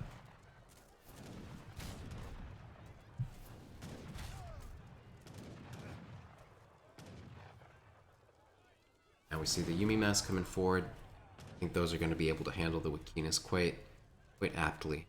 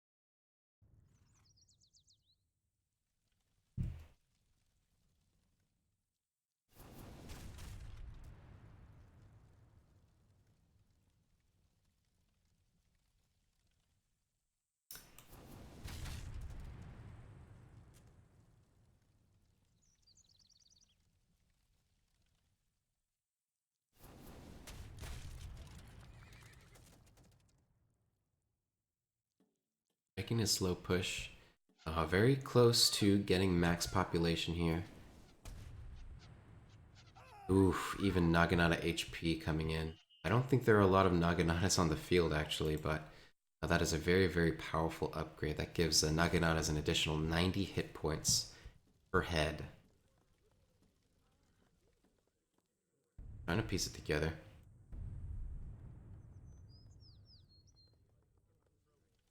How about villagers not gathering? It seems idled. He is on the war dance at the moment. Seems like go time is imminent. All villagers on the fire pit. This is it. Here it comes. But out of position with the main cavalry mass and getting focused down by some of the Yabusame. Yamabushi is also coming forward and being split in 2 directions to clean up these cavalry. Really good job by Knusch. Just a very good positioning by Knusch. And all of the cavalry being cleaned up, and in the back of that, the 2 flaming arrows making a mincemeat of these Wakinas. That will be the end of this 4th game in the series, putting Knusch on match point 3-1 over n0eL. We'll be moving on to the next game. I will take a look at the graphs, of course. I think it was just a strategical mistake from n0eL. I don't feel like the initial forward war hut was going to accomplish much. I think he would have rather went for like a big cavalry mass, probably trained 5 axe riders in Age 2, and tried to, most importantly, find out where the villagers are around the map. Go for an economic fast fortress yourself, and then try to just keep the Japanese player contained. And, you know, for a long time, you know, Knusch didn't actually have walls up. I feel like you could have harassed him, even if it wasn't effectual. Just keeping Knusch on the back foot, preventing him from doing much. Then aging up, shipping something like five rifle riders. With that, I feel like it would be a lot easier to take a convincing engagement. Of course, once the Japanese player starts to wall up, it can become quite difficult to do that. But if you were able to prevent him from ecoing up around the map with his shrines in the early game, I feel like it's actually a little bit less impending when the Japanese player gets his walls up in Fortress and only has a mediocre econ. Still, it was going to be very difficult from the start, just the way the map spawned. A little bit unfortunate, but that will be a good game well played to Knusch. 3-1 up in the series, and we'll move on to the next game. Actually, I believe it should be this game. We already casted Game 3 and Game 5.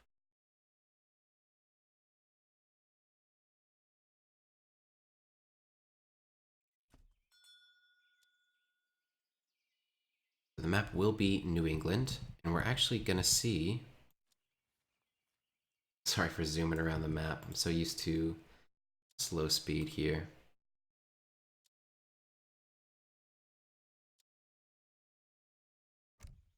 All good. So it was Knusch's turn to free pick, lock his civilization first. Could be any civilization. Map was New England. He chose Ottoman. Our opponent, sorry, his opponent, n0eL, playing as the Sioux, his counterpick. His counterpick civilization, of course. He had the option of Iroquois, Sioux, or Aztec. He chose Sioux. It's Knuschelbär's Aztec.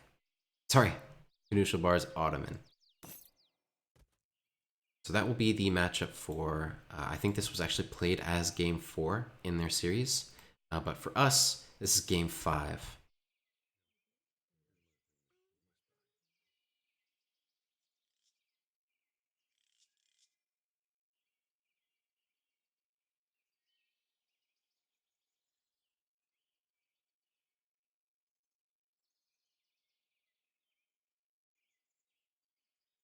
See, 80 food treasure on n0eL's side.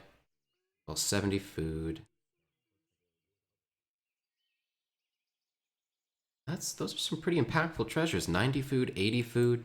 You see a 70 food. These are some ridiculously good treasures for n0eL here. On the other side, we have 2 stray dogs. That's a pretty good shipment, but not a lot in terms of resource value. The Ottoman player. I mean, of course, the Ottoman player has to build a trading post off the start of the game. Not able to actually scout around for the good treasures. But his side of the map is quite barren. I mean, they're not bad treasures, but nothing that compares to getting 200 food in Age 1. That would definitely speed up the age up time of n0eL, and that just opens the options up for him.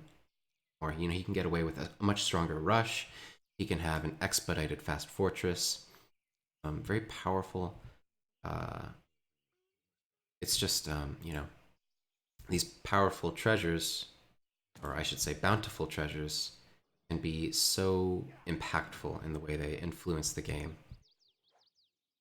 But n0eL's Explorer, Call n0eL, is actually on pretty low hit points at the moment.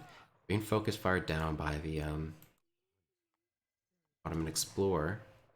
In the back of that, with the the Iroquois Tomahawk, it's actually not going to be doing too bad. I think he probably will be able to come away from this with the lead.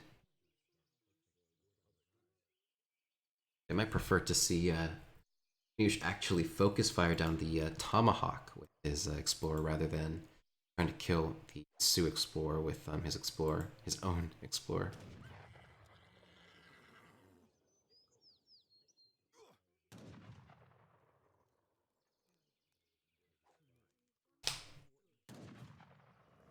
However, you know, this Sioux Explorer is getting dangerously low.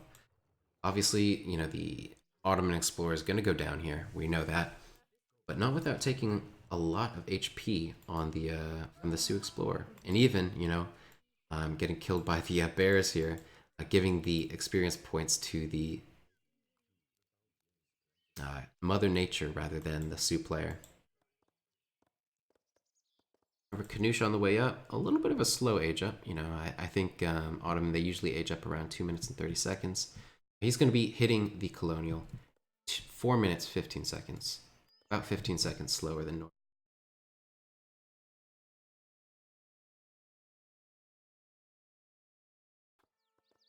But it shouldn't be too impactful. n0eL, on the other hand, just hitting up to age. Standard time, really.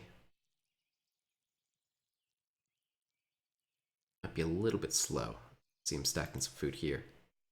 Might have gotten distracted with this treasure.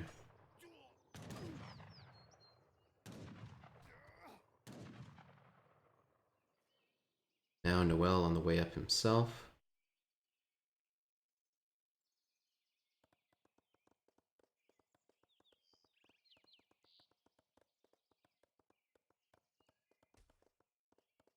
We do see Silk Road coming in for the Ottoman player, which I like a lot.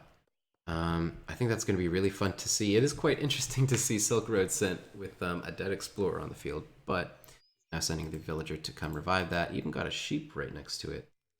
I'm not sure who killed that. It was probably the Knusch who killed that. You know, he walked to the side of the map first, and so he got that converted. Killed it just before he was downed by the Sioux Explorer. So with the villager nearby, he'll be able to revive his explorer and then begin building trade posts on the line and making use of the Silk Road shipment. If you aren't aware, Silk Road actually gives all resource crates 125 resources instead of 100. So for example, this age up 400 wood becomes 500 wood. And the 700 wood shipment actually becomes 875 wood.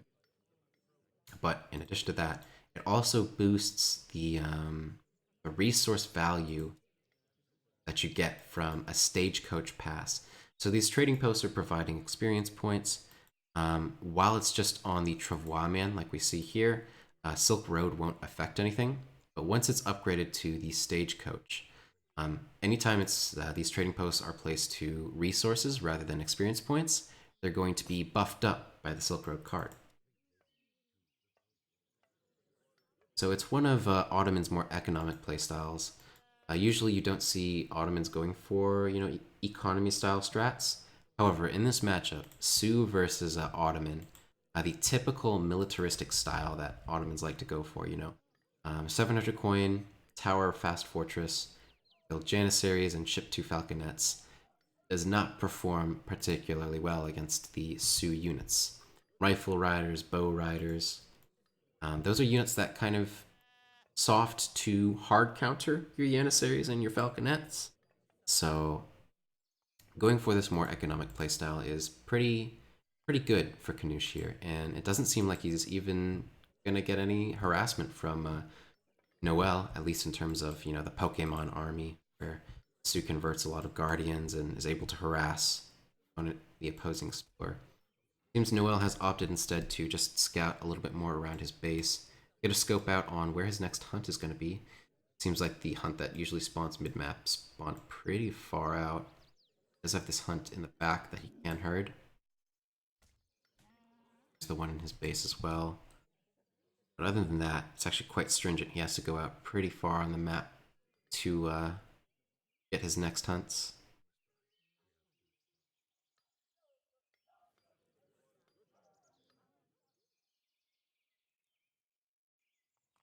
But Knusch, 3 trading posts, and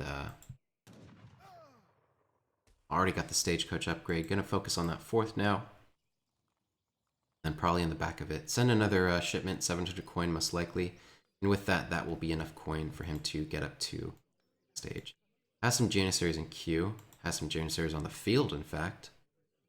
Look at the units in queue.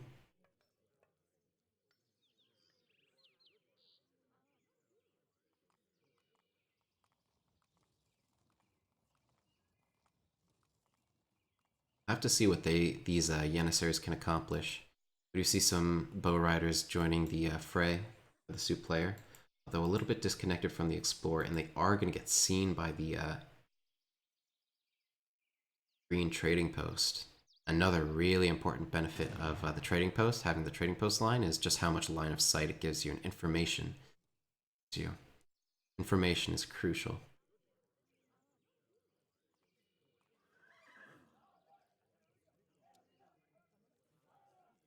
See the 5 bow riders just going on the outskirts of town. Not going to pick up any villager kills because there's no errant hunts. So all the villagers of Knuschelbär are safe in his town center.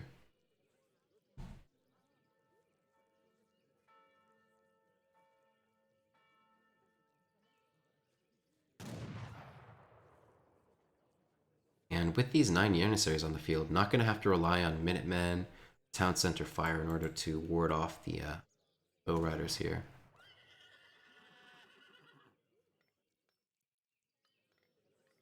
On the other hand, we have n0eL. He's done, again, his standard Fast Fortress, Semi-Fast Fortress build order. 5 700 coin. He's going to get up to Fortress himself.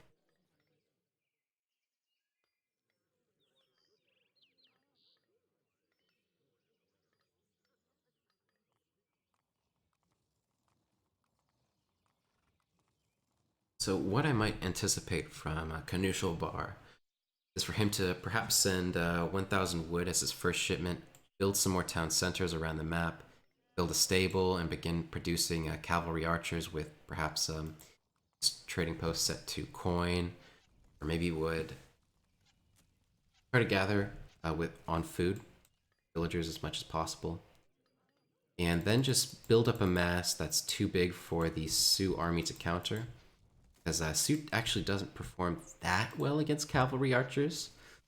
You have to build up a big mass, a reasonable mass of Wakina, and then have like a good bow rider backing, well, in order to be able to defeat cavalry archers. When the cavalry archers are mixed with stuff like Spahi and Falconets, it can be pretty difficult for the Sioux player to take an engagement.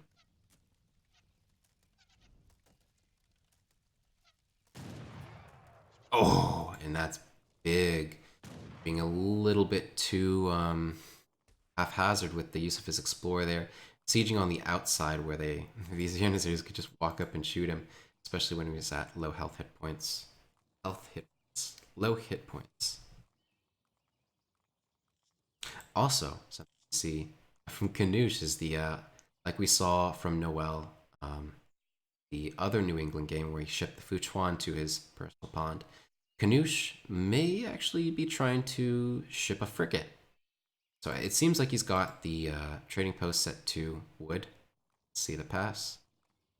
Seems like the trading posts are set to wood. So he's utilizing that to be able to get up the wood he needs to build buildings he wants. Look at that. Double stable. Definitely going cavalry archers. And then he's just going to wait on building more town centers. I would figure maybe the next town center location here. It's, in between all these resources. Also picking up a Coureur de Bois. Pretty nice pickup. Oh, no. Knusch, actually. I still could be wrong. So he went with the galley. Get confused. There we go. Yeah. Knusch went up with the galley and 400 wood as his agent politician. That's actually 500 wood too. And I think his first shipment's going to be 1,000 coin. And the cool thing about this is it gives Knusch both the option to get out a big batch of, 10 cavalry archers by 10 cavalry archers, or it gives him the option to, just go up to the next stage depending on what he scouts from n0eL and what he can expect from n0eL. Like if n0eL is going to push out soon, make some aggression, it might be good to, train those cavalry archers.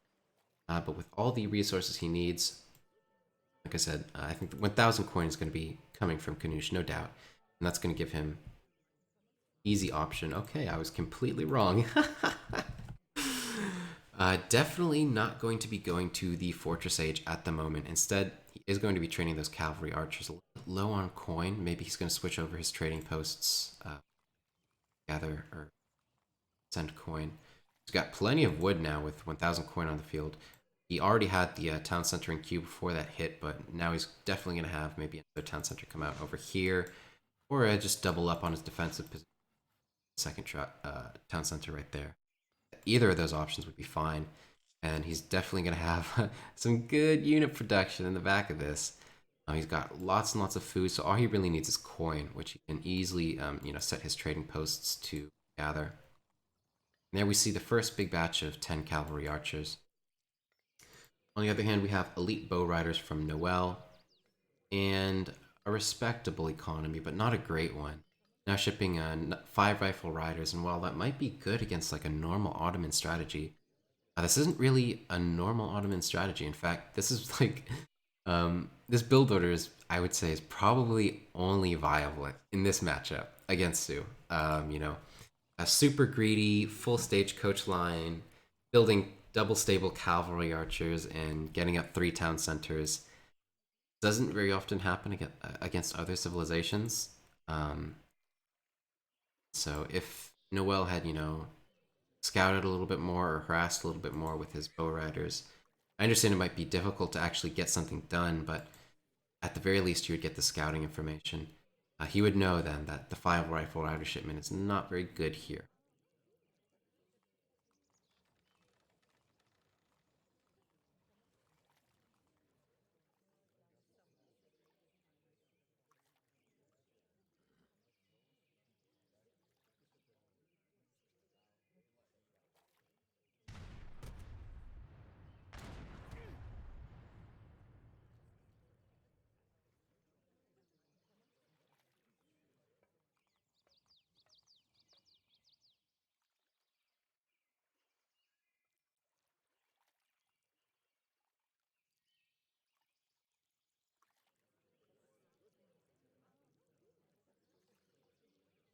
Tenuous. This could be, some free units for Knuschelbär here. One interesting thing is I think with the siege dance, Sioux units actually begin to perform very, very well against boats. You can even see that. Look at that, the galley already being taken down. So there wasn't siege dance there. I did take down the galley.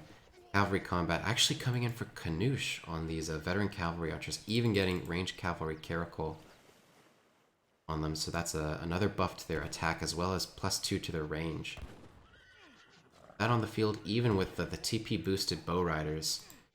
Don't know that it's going to be enough. Well, already lost a lot of value. Lost, I think, all of the rifle riders so far.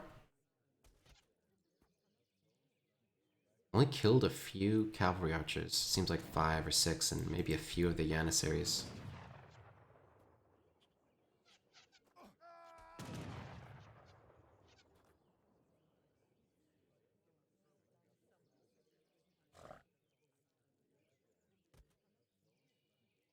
But yeah, another big batch of cavalry archers, and you can expect many more of those.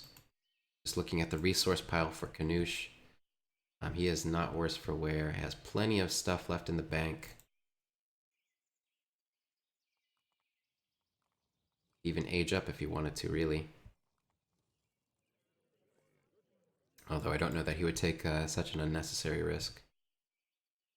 Even throwing up a dock right here. This town center is in a nice position as well. It gives him control of this hunt, but also importantly control of the sea somewhat. It makes an awkward position for n0eL to ever push out on. Very exposed position.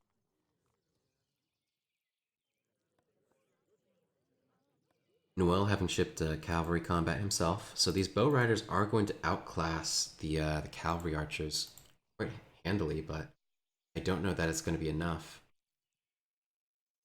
The bow riders do cost a little bit more than the cavalry archers, and no Knuschelbär is clearly not having any issue massing these cav archers.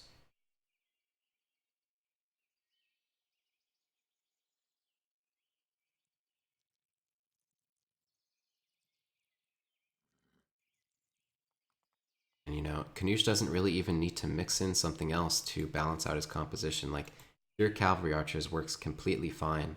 How buffed up they are. Just the Sioux composition. If he were to add something like obus that would honestly represent more of a liability because the obus are very frail, whereas the cavalry archers are very tanky.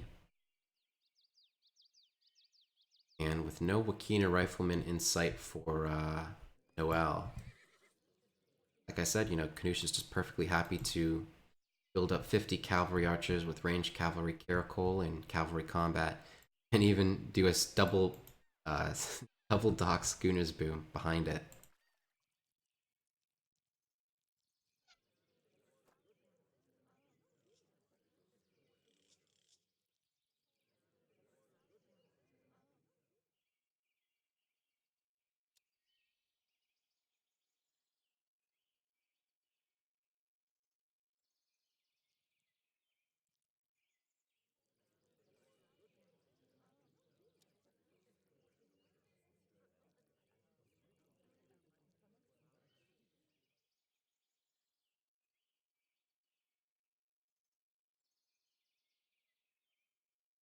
You see the cavalry mass of the Sioux player impending.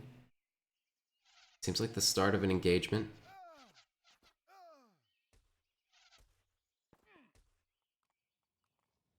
Shots off, but Knusch's gonna choose to go back and re-engage.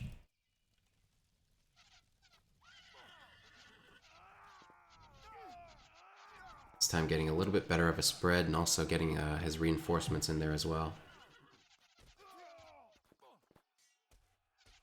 Now he sees the melee units from n0eL coming in and again gonna choose to kite back.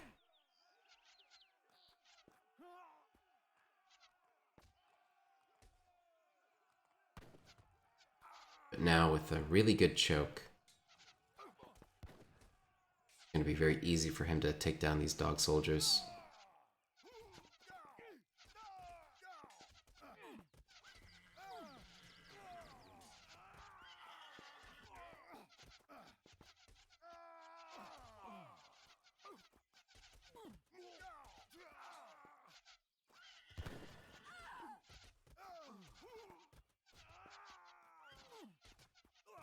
Some head-on-head cavalry archer engagements, and at the end of it, it does seem as though n0eL is going to come ahead. You know, we see some reinforcing Janissaries and a few more cavalry archers, but this could be. Actually, don't like the decision from n0eL to go forward at this position here, because when he uses attack move, he's going to have to refocus his villagers, or sorry, his bow riders on these cavalry archers instead of focusing down the villagers. It's just a little bit too soon to be fighting the villagers and wasting your DPS. We need to focus on winning the engagement, slow as it is. Now the small lead it seemed like n0eL had is kind of just slipping away. Now we see units 5-5, 18 cavalry archers for Knuschelbär. With the loss of all of his military units and a significant lead elsewhere on the map, not only in terms of economy, but just in terms of map control in general. It does seem as though n0eL is going to call it, and that will be our bronze match. Winning 3rd place, Knuschelbär. 4th place, n0eL.